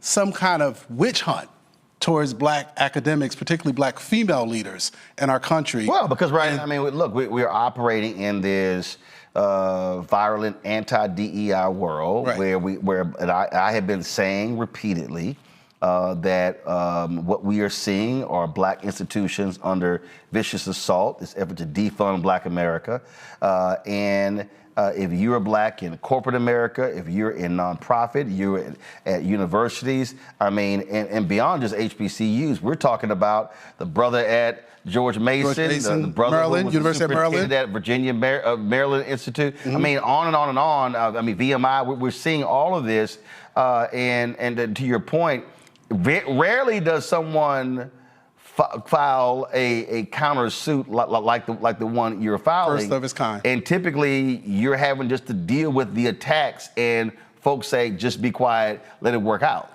Typically that happens, you're correct, Roland, but it happens because when you're in the public face and you also happen to be leading an institution and doing bold things, you're going to get people who are distracting you. Tell them what bold thing happened on Friday. Oh, I'm going to tell them. Tell him. Yes. Distractions occur, and what you have to do is look beyond that. Give you an example. The real story here is, why did UMES receive another large gift from Mackenzie Scott? We got $20 million from Mackenzie Scott 5 years ago. And on Friday, we were able to announce another $38 million from Mackenzie Scott. A gift of that nature, both of them $58 million, that to me is the real story here. Well, and also, let's be real clear. Under her leadership. Let's be real clear. Scott is not just handing out money. Not at all. She has a team that does rigorous review process to determine who she supports. Yes, very much so. And that's what I mean. Why UMES? not every other HBCU. Well, it's because of our leadership. It's because of the leadership, not just my leadership, but my faculty, my staff, all of our students. I have student leaders who are amazing, Roland. You would not believe it, but they have actually done outstanding jobs and made amazing things out there, solving problems of the world. We had one student this year, a freshman, went to Italy to present his research. When does that happen all the time? Not at all. And Ms. McKenzie usually only gives one award. She only gives one award, and it is also, you don't come back and get a second one. So I have to tell you, when they called me a few weeks ago and said, President, we want to give you another award, I actually said, is this a hoax? Is because you only get one, and we got one 5 years ago, and now they're calling to give another. Why? We have been increasing enrollment, 5 consecutive years of increased enrollment at UMES. What is the enrollment at Eastern Shore? We're over 3,000 students. Gotcha. Okay. What was it there when you arrived, and how long ago did you arrive? I've been here 8 years now, and slightly less than, probably around 2,400. Okay. Yeah, so we've been increasing. 20%. And we basically have added academic programs. The story at UMES, we are adding a veterinary medicine school. We will be the second HBCU in the country with a veterinary medicine school, actually the first in the state of Maryland. And there's a shortage of veterinarians out there. And so this is going to be direly needed. I'm a Texas A&M graduate, so I kind of know a little bit about vet schools. You know a little bit about vet schools? Yeah, we kind of have a major vet school there. So yeah, I know a little bit about vet schools. I know you would know a little bit about it. So, and we're going to look at partnerships from all of those particular schools. But those are not the only things. We are one of the only HBCUs that has an aviation science BS degree in the state of Maryland. So I like to say to people, my kids can actually learn to fly the plane, land the plane, and also fix the plane, all right? We actually have more comprehensive health professions than any other HBCU in the country. We are an 1890 land-grant institution, which means we are founded in agriculture. Our roots are there. And we make sure that those particular things that we do for the public really helps impact and solve the public problems. So if you're talking about healthcare disparities, or you're talking about solving problems of the soil, if you think about the Eastern Shore where we're located, chicken litter becomes a problem to the soil. And we help make sure the farmers know how to take care of that and how to fix it. And then we work across our departments in a major way. Give you an example. You have Smith Island. There's a small little island off the part of Eastern Shore. And our School of Technology and Engineering has partnered with our Health Sciences School to figure how do you use drones to fly the medicines over there. Because in the wintertime, when it gets very, very icy, you can't get to Smith Island. If there's hurricanes, you can't get over there. So that partnership, and we have more and more programs like that throughout the entire school. To me, that is the true story. And Mackenzie Scott recognized that, and she recognized that we are a leader in the world. We are there, and as I say, distractions happen. When distractions happen to me, Roland, I stay mission focused. And let me chime in, Roland. So, before you do that, 1 second. You mentioned being a land-grant institution. And I covered the lawsuit that was taking place with the 4 HBCUs that resulted in the settlement. But one of the other things that under the Biden-Harris administration, when they sent out letters to all these states saying how land-grant institutions were cheated out of a lot of money. This is a story right here. It said that if UMES was on equal footing with the 1862 land-grant institution, it should have received $321 million in funding over the last 30 years. We were just in Virginia with the show. We were at Virginia State. Virginia State is owed $277.5 million. Tennessee State, we were there with the show last year. They're owed more than $500 million. And I know with Maryland has been doing an advancement, but this money is separate from that settlement. Correct. And so I've been making it clear to lawmakers and others that I fully expect that money that should have gone to UMES, that went to a bunch of these other PWIs, and that money has to be provided, because that came from the federal government that was supposed to be for land grant. So I'm like, any money you get for the state is separate, but make sure that money is made whole. Understood. And I think you're correct looking at land grants and what we call the one-to-one match. You get money from the federal and you also get your state. And I have to say, I applaud and congratulate Governor Westmore because he has come in and he's made sure that he's made us whole. And we get more than our one-to-one match. And I am so grateful and thankful to him. My faculty and staff, students, we're all very thankful to him and the legislatures that are in Maryland because they understand it, they get it. And they recognize giving that, making sure we get our match, that it helps us to go out and do what we do so very well in all of the 24 counties in the state of Maryland. We take care of the needs of those individuals that are there. Right. Well, I explain to people that match is present. I'm a firm believer that also y'all are owed money. And so get your money today, but give me that money you owe me. It's like if I loan somebody some money, like, listen, I'm giving you some money today, but you know I loaned you some money 5 years ago. I hear you, Roland. So, Roland. oh no, trust me, all these folks do. But the reason I hit this a lot, a lot is because the audience doesn't, and we try to walk our audience through to understand what is happening on many of these campuses. Of course. When people are complaining about facilities, old buildings, lack of internet, I'm saying, hey, when you were denied money over 30 years, in this case, $321 million, then you could have built. It adds up. You could have, because that's infrastructure. And so when we covered that, the letter that went out said these states deprive HBCUs of more than $12 billion. That's with a B. And so I'm always telling our folks that we, and then that's where it was coming upon us to be challenging our elected officials and say, hey, make sure you make folk whole. James, you want to say real quickly, what's amazing about that is with the delays and the failure to give them the monies they do, she has still led this school in a great way. And you keep seeing our leadership attacked across the country, as you said earlier. Yeah. And this is why she had to take a stance today. And we stand with her. And we want to encourage other presidents, other provosts, that when they come after you, they're going to pay the price if they're lying. Yeah, because a lot of people, unfortunately, they remain silent, thinking that's the way to do it. And then the pressure builds and builds and builds, and all of a sudden you cross a threshold and it's simply too late, then they end up resigning because of the pressure. And people believe that falsely. Right. And I think myself, Paul Wilson, Randy McDonald, her husband Leon, we all huddled up and said, you got to fight back. And she fought back. And I salute her, and I'm grateful to Mackenzie Scott for seeing the great leadership. Coincidentally, with the day we filed the lawsuit, she gets $38 million. You better make a point. Go ahead. Just going to say, and a number of other people also. And I really have to thank them because I have faculty, I have staff, I have students, I have alumni, partners, corporate partners, and community partners who are all supporting me and have been supporting me, not just the entire time I've been here, but especially through this particular situation. And I just want to say to them, from my bottom of my heart, I appreciate and thank them dearly for all of the support that they have given me. Their messages, text messages, emails, their prayers, I have heard them, I have read them, and they have meant so much in this particular time, at this particular moment. And thank you, Roland. We hadn't told nobody the story. You're the first one. I said, you got to tell Roland. I appreciate it. Thank you for letting her give this platform. A question from each panelist. Scott Bolden, you're first. And it's rare I let Kappas ask questions first on my show. I was gonna we feel sorry for Scott. I'm not going there. I go there every time Scott's here. I'm not going there, Scott. It's not me. Oh, God. No, I understand. Roland is special, as my mother would say. But your mama's right. I asked your question. Yeah, Dr.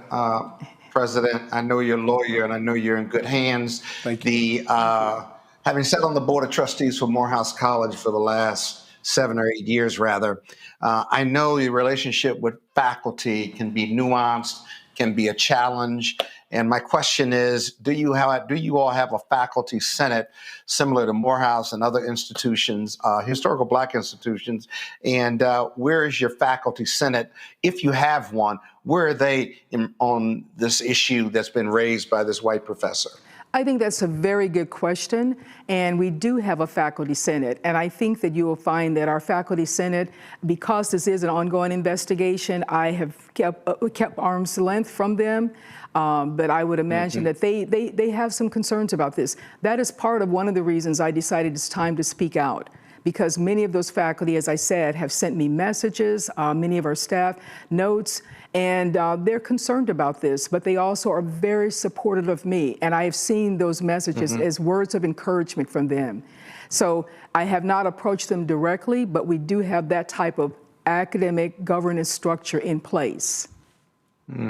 Yeah. Joy, you know, Roland, I'm sorry, go ahead. I'll go ahead. I'll let you ask the second question. Go ahead.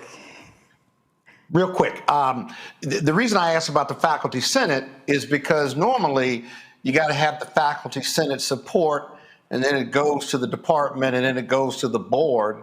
And once you get the recommendations, I'm not saying it's perfunctory, but the board isn't going to go against the recommendations of senior management as well as the faculty senate.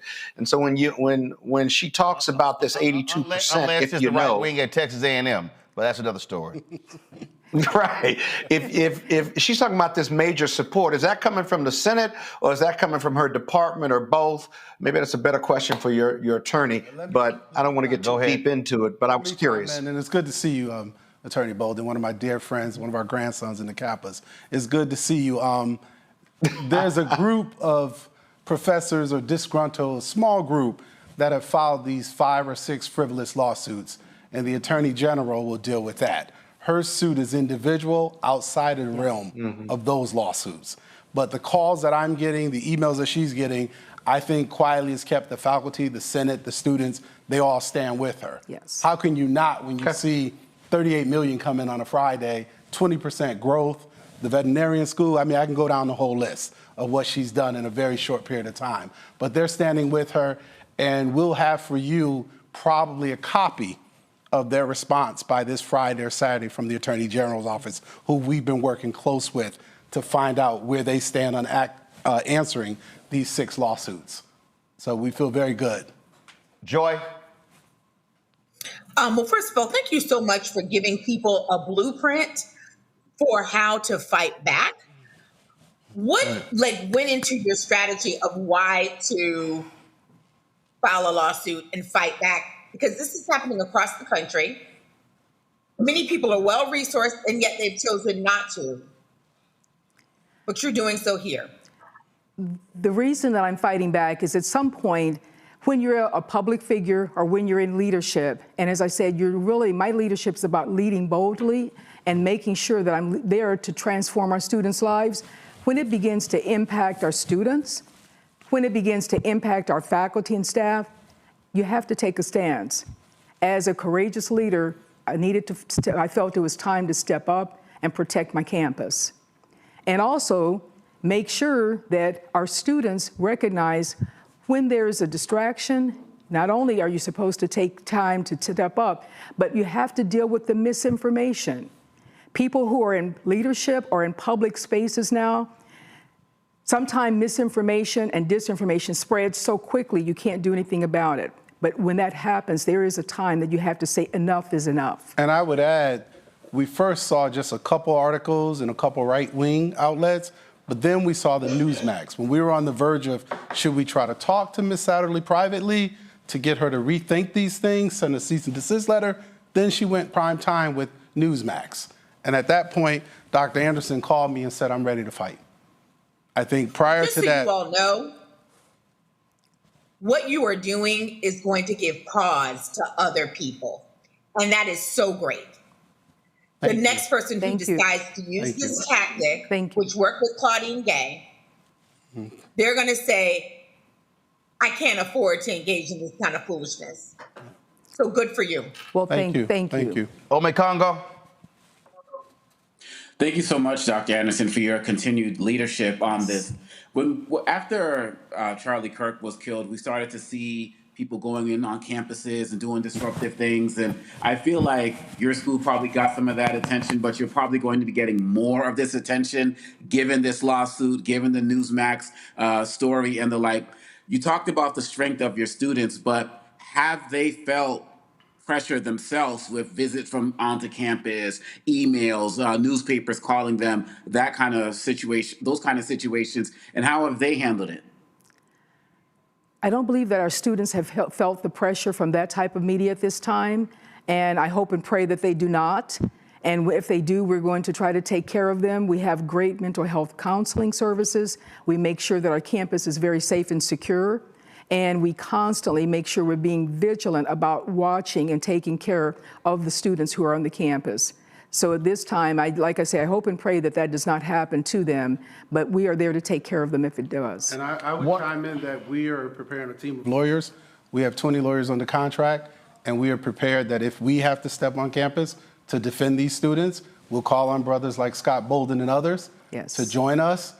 I'm visiting the campus soon to make sure that the students feel safe, the faculty feels safe, Dean Anderson, Dr. Anderson, excuse me, feels safe, and anyone connected therewith. We want to send a clear message that if you make these kind of statements, you're not just going to get hit with a lawsuit, but we're going to monitor it and we're going to meet you at the floor, at the door, and everywhere else to shut this down, because we can't allow, I so appreciate what Roland does, because we can't allow them to just take our leadership out.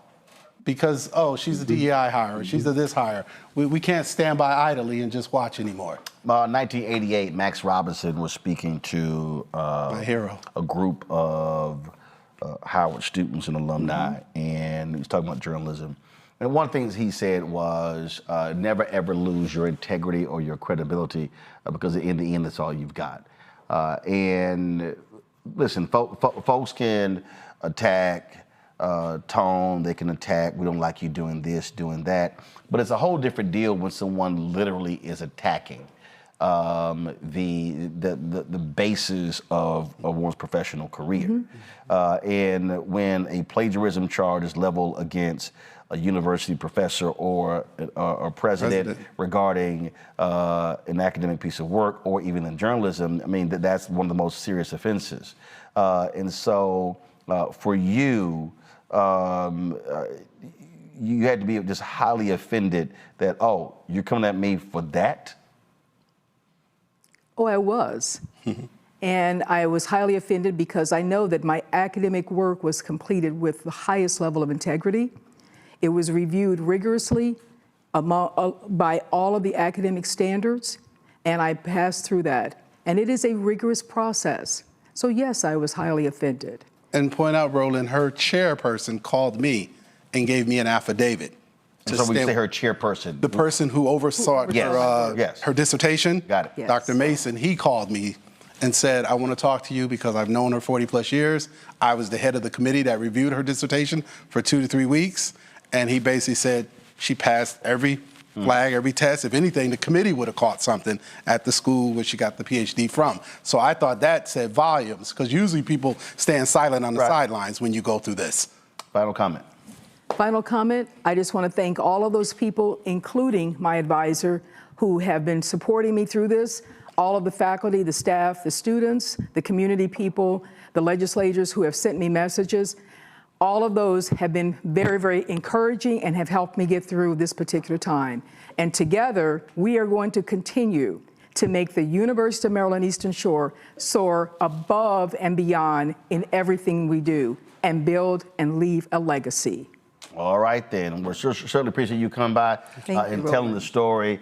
So one more thing. So I have been to, well, go ahead. What are you going to say? Go ahead. I saw the wall out there. No, I've been to, well, you had that, but so I've been to the 107 HBCUs. I've been to, I think, 59 of them. You haven't been to UM yet. 2 in Maryland I've not been to.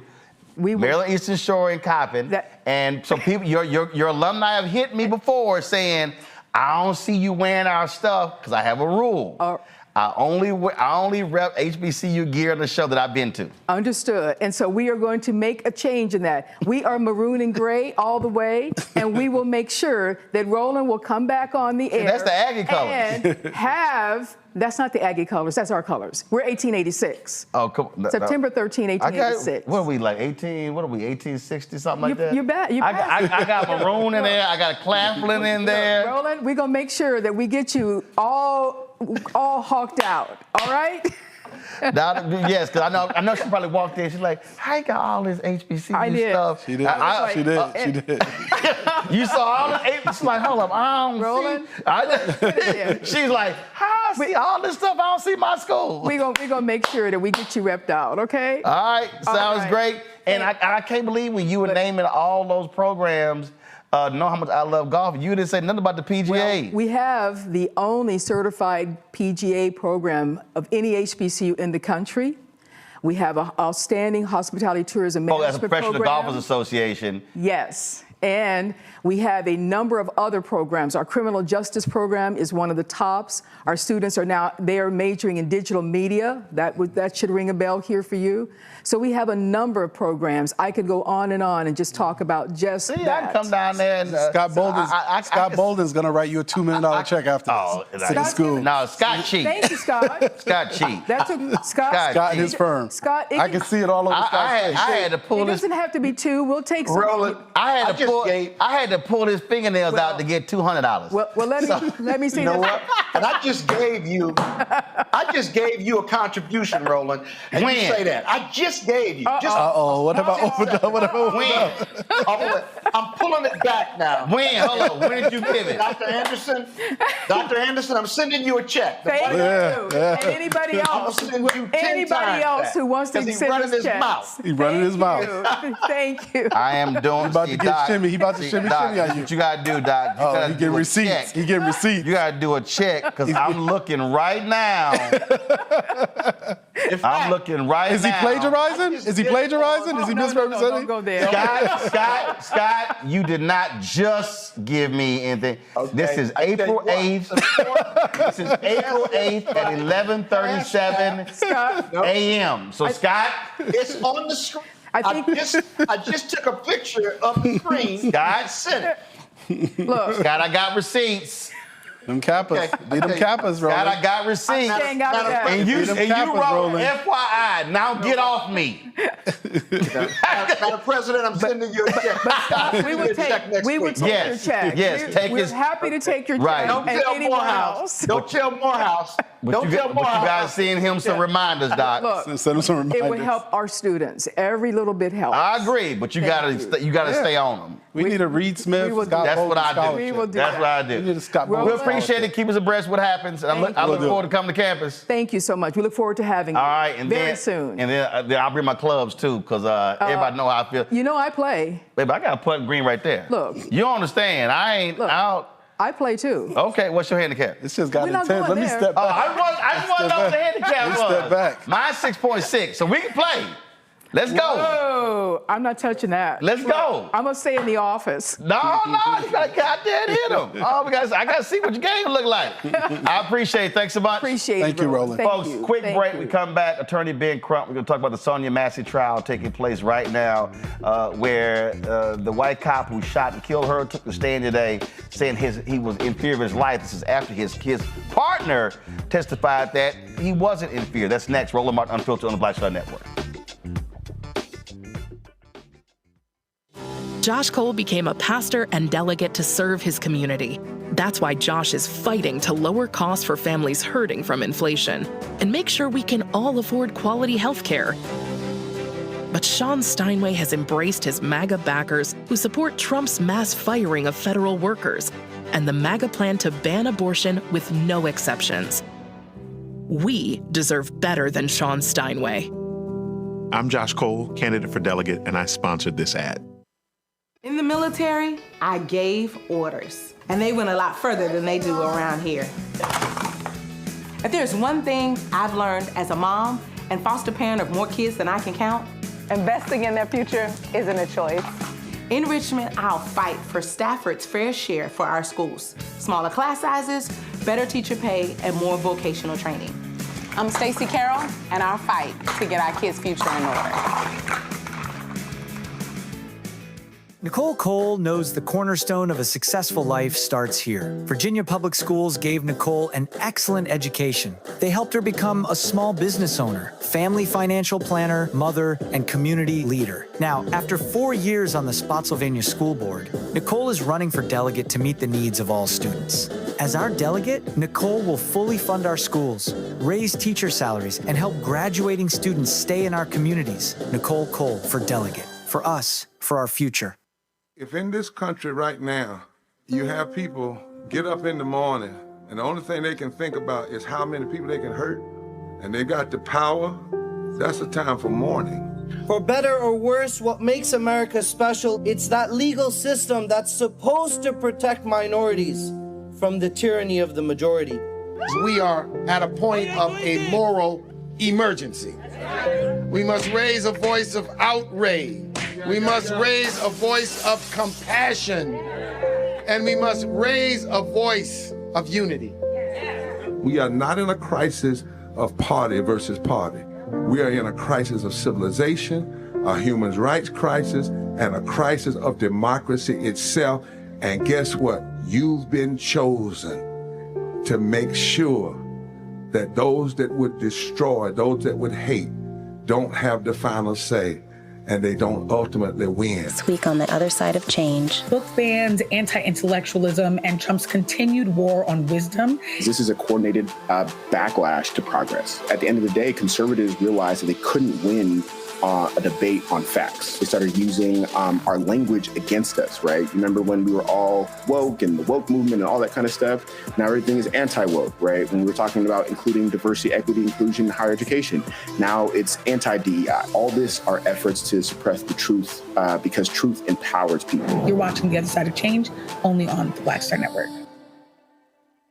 Melanie Campbell, National Coalition on Black Civic Participation and Black Women's Roundtable.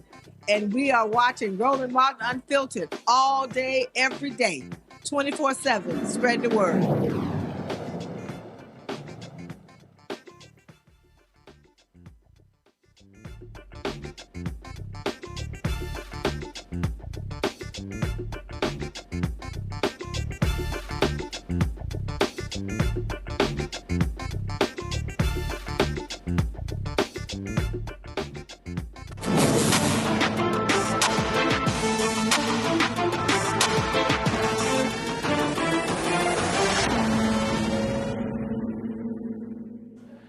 Now y'all know Congresswoman Jasmine Crockett never holds back, and she lit into Donald Trump over the immigration raids. She called it exactly what it is. Roll it.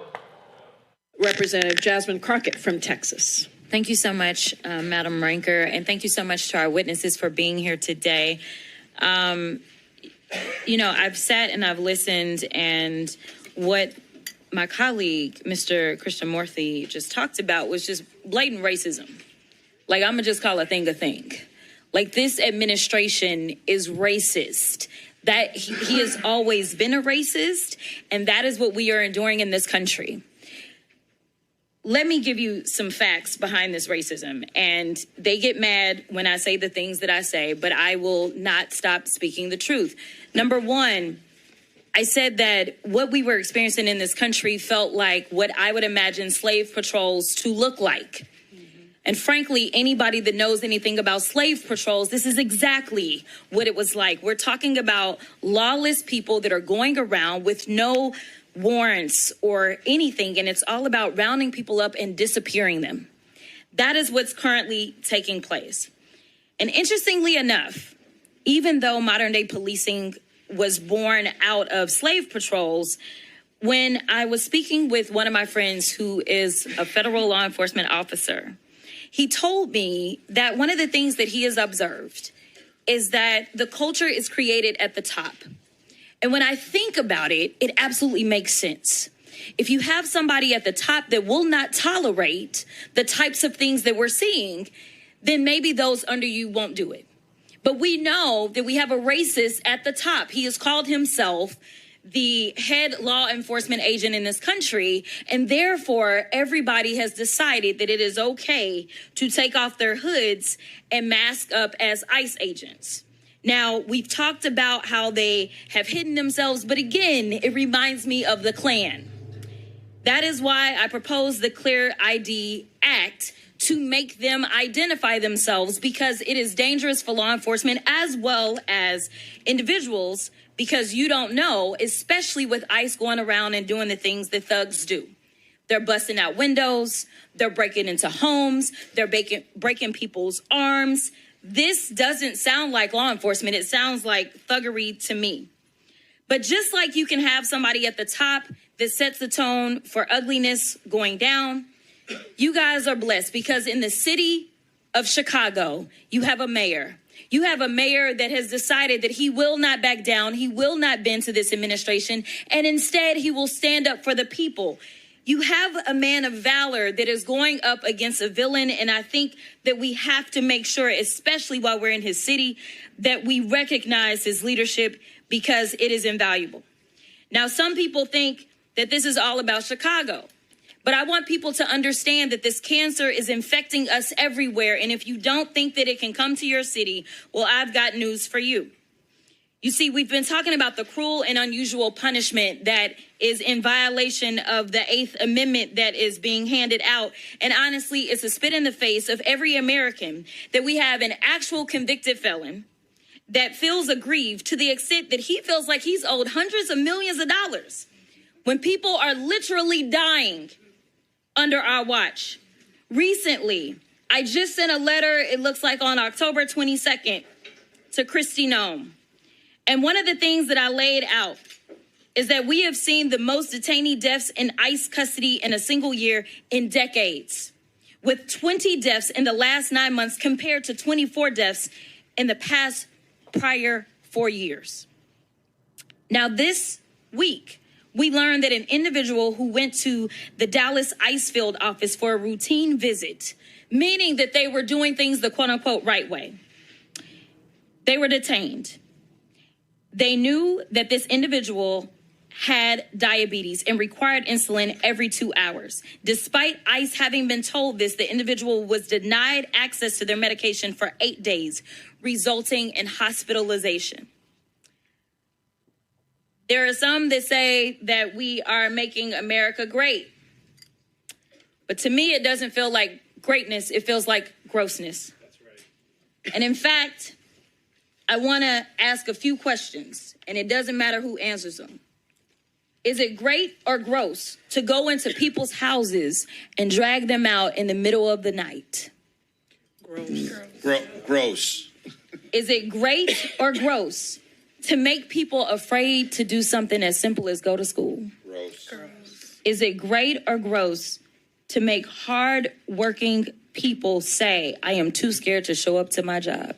Gross. Extremely gross. Thank you so much to each and every one of you for your courage.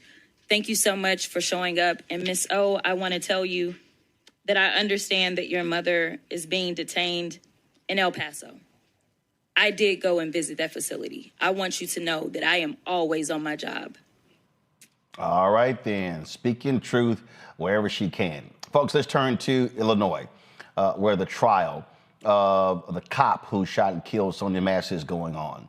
The sixth day of the trial, former Sangamon County Sheriff's Deputy Sean Grayson took the stand to explain to the jury why he said he feared for his life on July 6, 2024, the night he shot and killed Sonya Massey when she was standing at a stove with a pot of water. Grayson said he fired his weapon when he saw Massey throw the pot at him. Okay. He literally says she threw the pot at him. We have the video, y'all. The jury already heard from his partner, Deputy Dawson Fraley, who said that he was confused and not threatened when Massey said, I rebuke in the name of Jesus. He also told the jury he did not, quote, see or hear anything that would have prompted Grayson to draw his service weapon. Now, y'all, roll the video, keep going, move fast forward to when she's at the stove. So we're joined right now by Civil Rights Attorney Ben Crump, who represents the Massey family. Ben, he actually testified that she threw the pot at him? Yes. Wait, he did. Roll the video. Y'all, you see right here, this is Grayson. This is Massey. She's at the stove. Turn the audio up. Oh, I would rebuke you in the name of Jesus. I rebuke you in the name of Jesus. You better fucking not. I swear to God, I'll fucking shoot you right in your fucking face. Okay, I'm sorry. Drop the fucking pot! Drop the fucking pot! It's sickening to watch that. He straight lied on the stand. Did he not think that prosecutors not gonna show the video?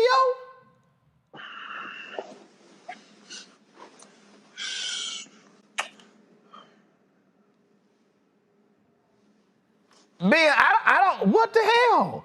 That every time we can play that video, it's sickening to watch. That woman did not throw the pot. Yeah, Roland Martin, it is troubling every time I see that video, how unnecessary, how unjustifiable, and just how callous him shooting this unarmed black woman who did not commit a crime. She called them Roland Martin because she was having a mental health crisis. And so why is it far too often, and thank God for you, Roland Martin, for covering all these instances where black people with mental health issues end up dead at the hands of law enforcement, and then they try to all say, oh, I was in fear of my life. I mean, it's not right, and I pray tomorrow, since they're having closing arguments, that the jury that is comprised of 11 white people and 1 black man will hold this, I don't even want to call him a law enforcement officer, hold this coward accountable for murder of this black woman. I mean, his former officer, his former partner testified. The guy standing right next to him.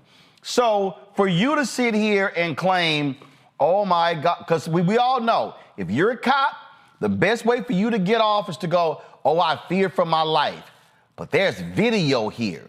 We see the distance between, and he actually thinks that we gonna fall for the okie doke, that she had a pot, you got a gun, and that pot, if it was actually thrown, was somehow going to take your life. A pot. You know, Roland, when you watch the video, it's very important that people analyze the video. When she says, I rebuke you in the name... Freeze it right here. Freeze it right here. Freeze the video. Yeah. Look at you got a big-ass counter with stuff on top of it separating her and him.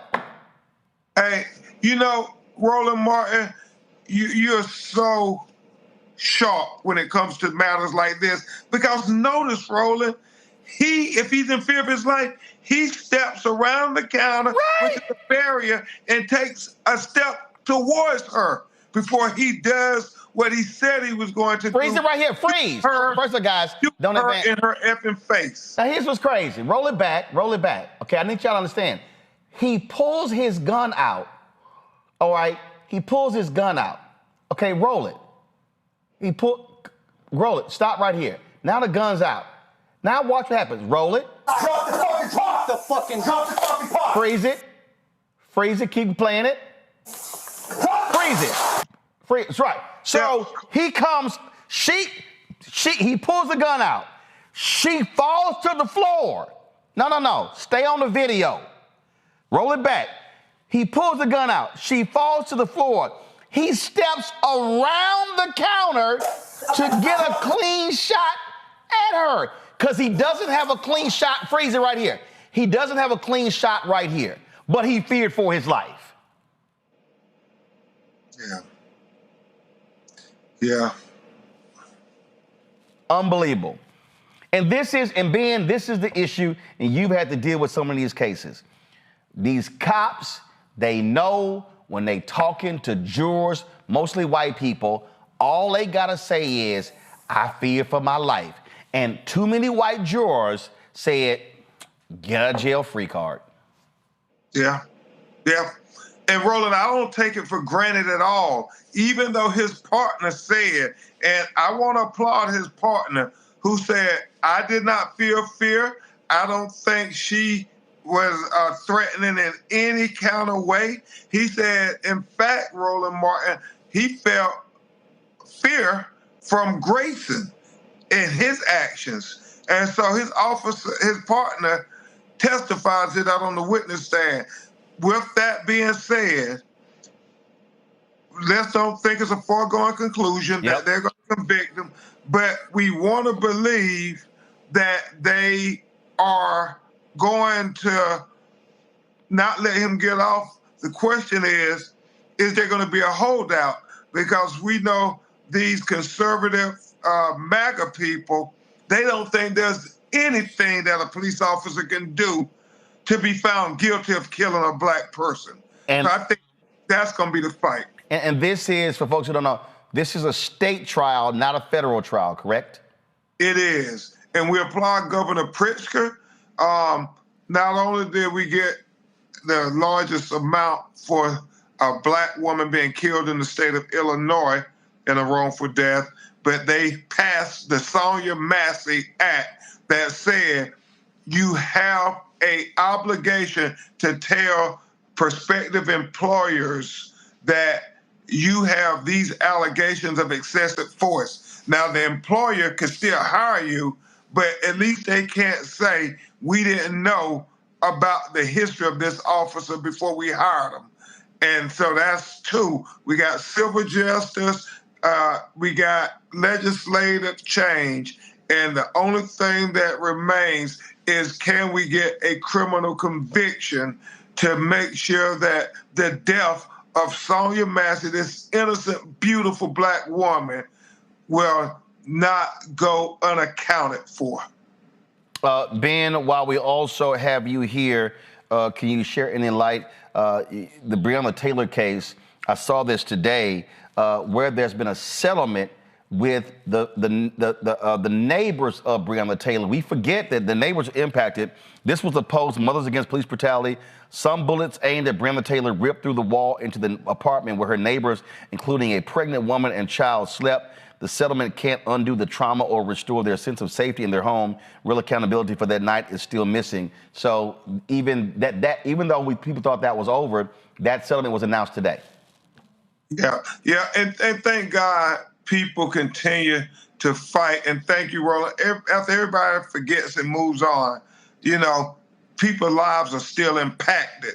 And so I know the lawyers who were working on that case, thank God that they kept fighting. There was a major motion to dismiss that the judge denied. And I believe once that was denied, then the city said, we must do the right thing. And that was the same situation, Roland, that they had with Kenny Walker, Breonna's boyfriend, before they settled that. They want to see if a judge will give them a free pass card to kill a black person or to harass a black person. And if the judges don't do it, then they will normally try to resolve the case. But that's why elections matter so much, because many of these Trump federal judges now are dismissing the civil rights cases. And that was Chelsea Napper and Cody Etherton. It was their particular apartment. Ben, do you have any update on the Trey Reed case? You know, we're waiting for the final autopsy reports to come back. And as soon as it does, Roland, you'll be one of the first people I call, as we often talk about these matters, even when you're not on air. We still are wanting to know for certain. And I think we owe that to Trey Reed to make sure we have all of the scientific, biological, and medical evidence concluded before we make a statement. All right, then. Well, you know, we hate the fact that we've had to do way too many of these interviews, talking to way too many of these families. But unfortunately, as we know, mainstream media does not pay any attention to a lot of these cases unless it blows up. And I've had people tell me, Roland, you shouldn't show these videos. But I'm going to say this again for the people who say that. Y'all need to understand that the families who lost people, they actually appreciate that we cover these stories. So we don't want to have to show these videos, but if we don't keep it out there, then too many of these cases will never get any attention because of mainstream media's decision. And Ben, you know that too well. Don't I know it, brother? And that's why we love you, Roland, and that's why we need the Black Star Network, brother, now more than ever. I appreciate it. Thank you so much, Ben. Thanks a lot. Yes, sir. God bless. Scott, I'm gonna go to you, lawyer. I mean, you gotta think you a damn good liar to go on the stand and say Sonya Massey threw the pot at me when in the video it does not happen. Yeah, and the real and the partner who drew their gun too, you could tell his partner drew his gun, but she was out of the picture, and she drew her gun because she didn't really know why he drew his gun. But she didn't want to get caught without her gun being drawn like something had happened. Right. So his reaction was really to him like, "What the hell? You got your gun? What's okay? What we doing?" Exactly. And so, you know, as a former prosecutor, former homicide prosecutor from New York City, when you're in those situations, and I've been in them a couple times, not in the home, but outside where they've drawn their guns because they're trying to make an arrest. If one pulls their gun, the other ones will too. But in this case, man, she ducks down, Roland, because he pulled his gun. And then he says, put the pot down. She puts the pop up near her face like, this pot right here? Now the other thing that's missing from the video that you know I'm a big advocate for this is mental health services in our police departments like Detroit has, where if you get a mental health call, there's a mental health trained police officer that goes to the scene with the frontline police officers. It's one of the few programs in the country. There may be more, but I know about the Detroit one because I've been reading about it and stuff, that could have avoided this. But if you had let me ask Ben a question, I'll ask you this question. It's easy to say that these are racist white cops. Got it, right? But are you ever amazed, when I break down these videos over the last 8 years with you, I'm amazed at the level of incompetence of people we give guns and badges to. Like, does incompetence come before the racism, or incompetence comes with the racism? Because they're both racist and incompetent. And people are losing their lives because of both. It just makes no sense whatsoever. Maybe it's both. What do you think? No, it's very simple. There are thugs with badges and guns. There are cops. There are cops, white and some black, who have no business being on a police force. And this guy having a gun or a badge. This guy had issues at his previous one. And listen, the cop who killed Tamir Rice got a job at another law enforcement agency. These folks, this is why there should be a federal database. These folks should never, ever be allowed to have a gun and a badge again. On the Congo, as simple as that, because they are going to continue this nonsense again and again. Oh, absolutely. And I don't even look at it as incompetence, to be honest, because if it was incompetence, this would be happening with white people who get pulled over or who get the police called on them. It doesn't happen. And so I feel like it is the racism, and it's part of the training to see us as dehumanized. We know across the country, several of these law enforcement agencies, we're not just using black silhouettes for target practice, but actually images of black people as target practice. So they don't see us as human. And that's one of the problems here. And so when I look at this video, when I look at this story, it's amazing, as Ben Crump said, that we still don't know if he's going to be found guilty. And that speaks to the larger problem of our humanity in this society. I don't know any of these stories, any of these cases where we've actually seen the other cop or the other cops on the scene disagree with the cop who did the act. I mean, usually they want to get their story straight, or somebody want to appear in the light. The other officer is saying, I did not see himself as a threat, and he lied. We got the video rolling, and we still don't know what's going to happen. That's another example of the sorry state that we're in as it relates to police relations with black people in this country, and it's 2025. And I'm glad that Pritzker has that rule about, you have to talk about what happened to you in the past if you go for other jobs, because we need a national database on that. The Biden administration was interested in doing that. We know Trump got rid of all of that. And so really, at the end of the day, I'm glad Crump's on the case, but we have to continue to follow this man, because this is about our humanity. And whether people want to see the videos or not, this is happening in our communities, and somebody's got to speak on it because no one else is out there. Yeah, we have to confront and deal with the reality of this, Joy, and got to call the hypocrisy. And all these cops, they know, fear for my life, get out of jail free. And these jurors, they will give law enforcement the benefit of the doubt over and over and over. over and over again. And like, I would just like to say, ain't I a woman? Can you imagine that you've sought out help and a man comes to your door and tells you that he's going to blow your fucking face off?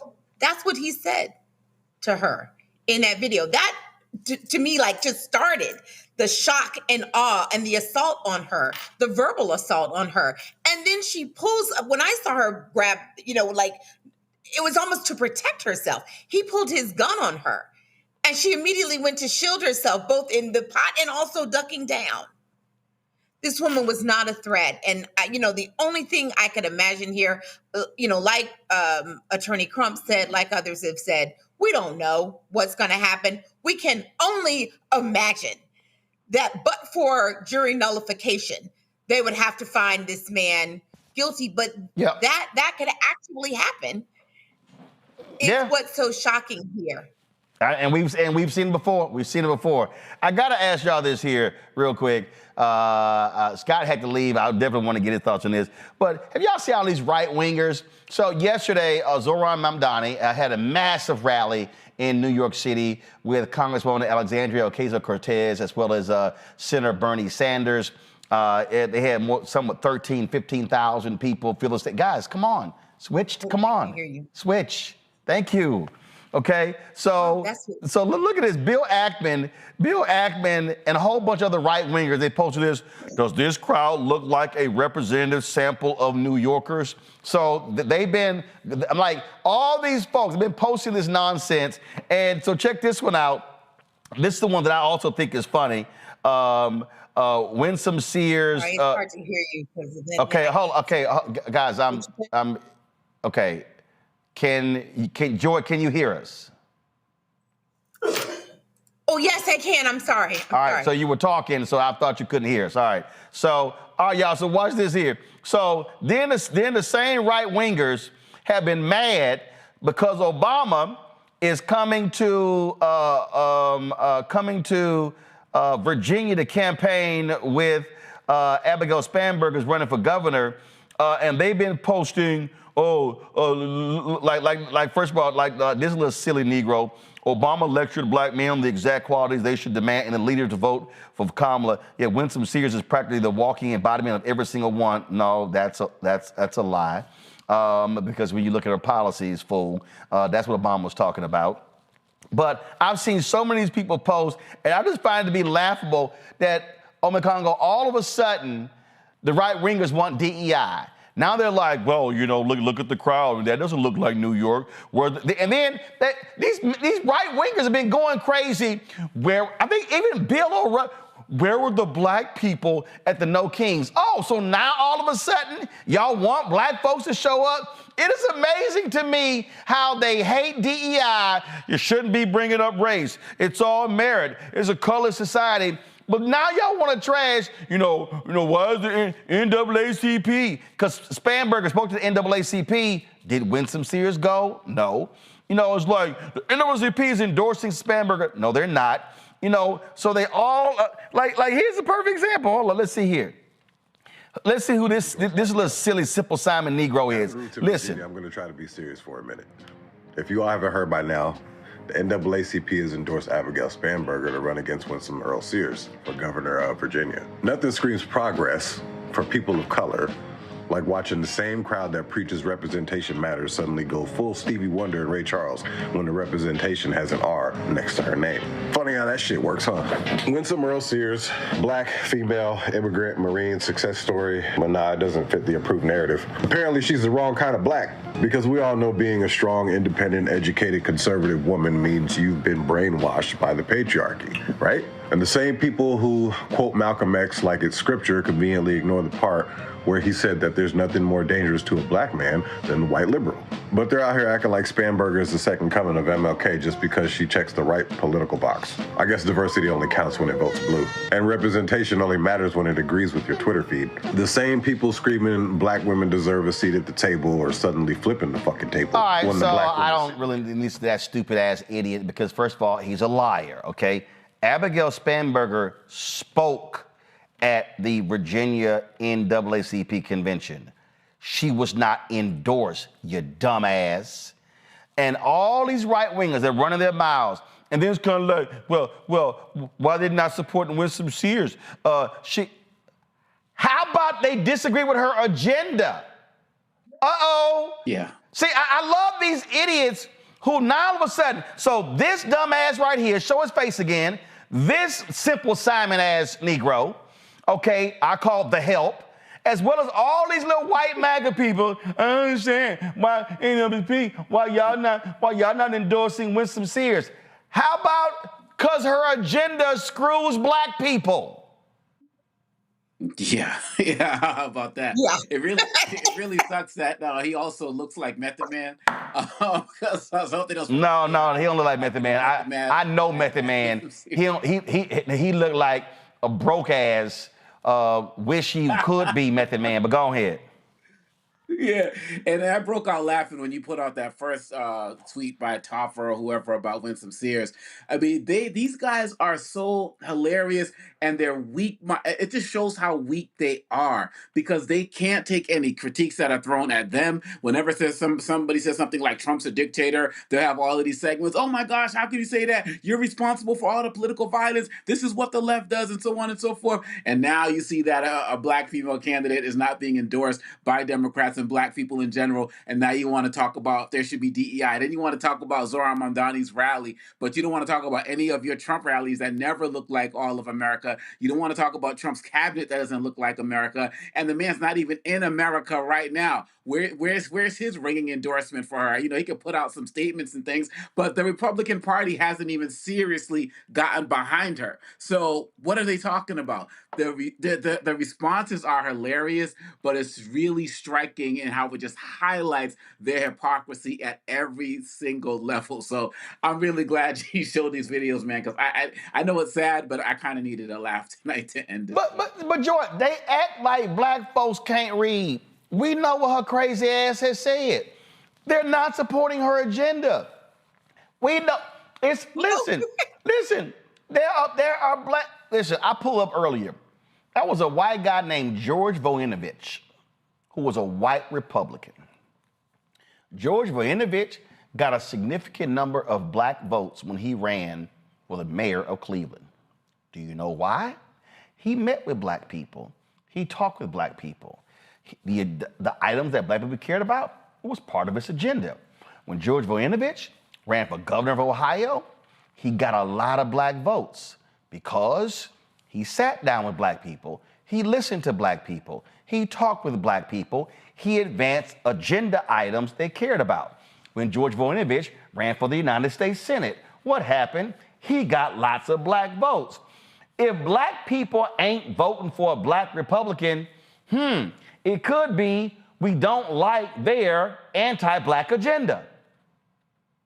Correct. And I'm willing to bet the Virginia State NAACP invited Winsome Sears, and she chose not to come. She's deciding that she doesn't care about these voters. Her real problem, though, is not just black people. Her real problem is that it's all of the federal workers who are in Virginia who she said she doesn't really care about what Donald Trump is doing to them. Matter of fact, she said it was sort of an insignificant issue.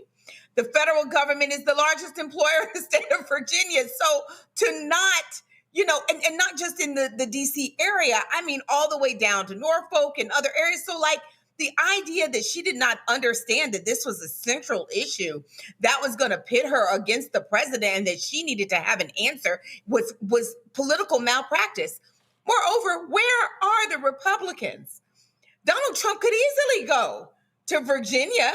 He's all the way in Asia.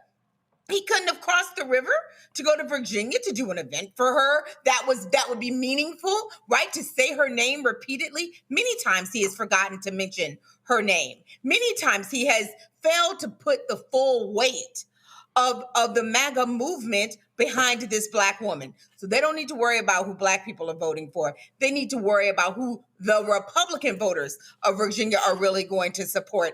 They don't even seem to be that interested. Well, first of all, Winsome need to go ahead and get her ass a new website because I've been trying to click on winsomeforgovernor.com and it's not even going through. I'm tapping on it and I've been trying for the past several minutes, and so, baby, maybe you need to go hire your black tech company to figure out your damn website. You know, man, you got website issues. You got all kind of issues over there. So You got funding issues. it's just hilarious how all of a sudden. And hold on, let me find that clip because it was so. You know, all these folks. Man, look at these the no kids. Where were the black people?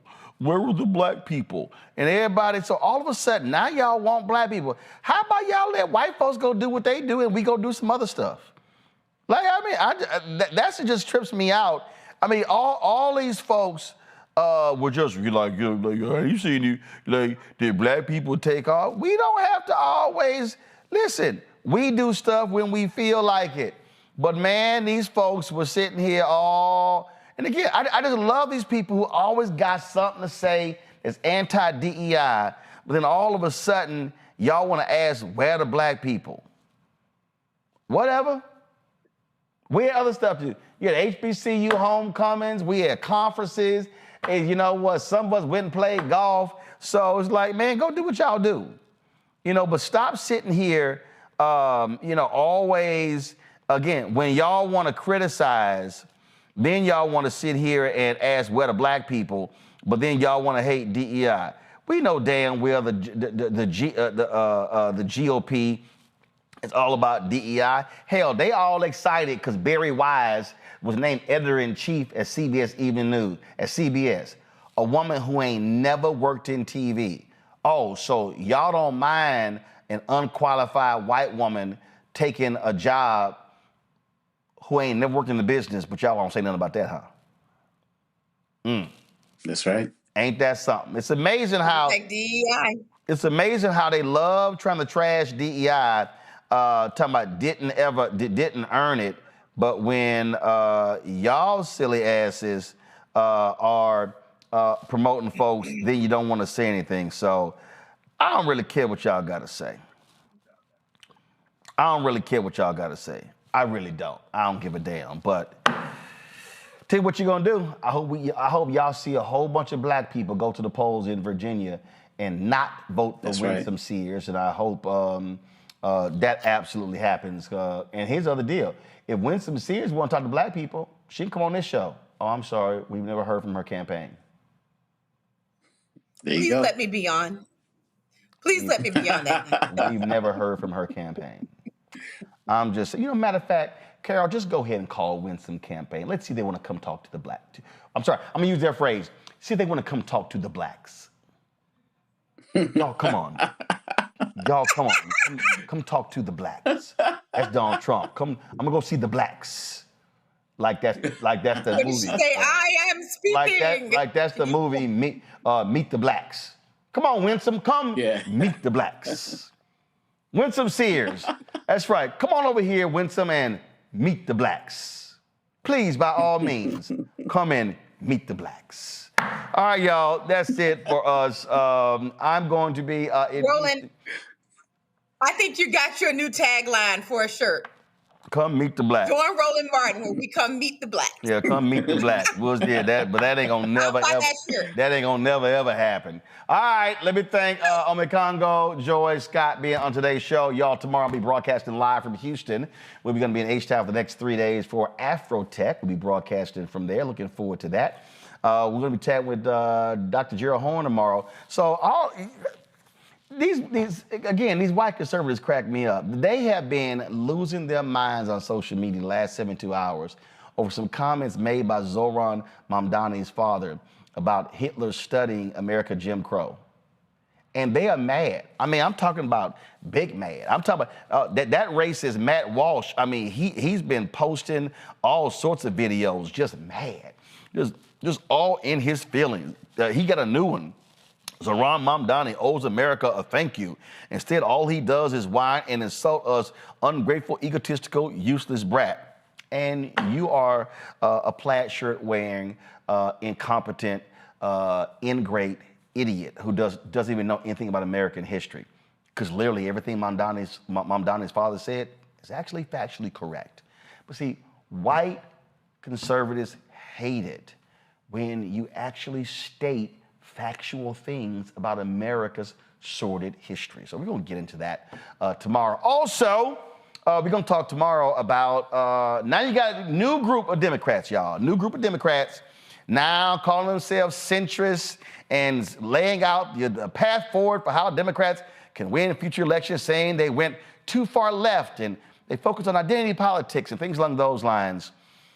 Sounds very much like the DLC from the 80s and the 90s. Yeah, I got to get into that as well. And I'm trying to find out from them people how many black people were part of their conversation. Can't wait to have them on the show as well. All right, y'all. That's it for us. If you want to support the work that we do, join our Bring the Funk fan club. The goal is to get 20,000 folks contributing on average $50 each a year. The goal is to raise $1 million between now and the end of the year to fund our new shows going to 2026. Cash App, use the Stripe QR code. You see it right here in the bottom left-hand corner. That's also use Stripe, same QR code. For credit cards, PayPal's R Martin Unfiltered, Venmo's RM Unfiltered, Zelle, Roland at RolandSMartin.com, Roland at RolandMartinUnfiltered.com. Checks in money order, make it payable to Roland Martin Unfiltered, P.O. Box 57196. Washington, D.C., 2003 7-0196. Be sure to download the Black Star Network app, Apple phone, Android TV, Android TV, Roku, Amazon Fire TV, Xbox One, Samsung Smart TV. Folks, if you want to get my book, White Fear, How the Browning of America is Making White Folks Lose Their Minds, available at bookstores nationwide. Get it online. Also, get the audio version I read on Audible. Also, folks, if you want to get our Roland Martin Unfiltered Black Star Network swag, just go to shopblackstarnetwork.com. You get all of our t-shirts, all of our good stuff, and so check that out. And also, you want to support these black-owned products that are to my left right here. Backpacks, car cleaning solution, facial equipment. We got relishes, toilet paper, chips, gym wraps. We got crossword puzzles, all that good stuff. Go to shopblackstarnetwork.com, shopblackstarnetwork.com for these products. And be sure to get the app Fanbase, y'all. Get the app Fanbase.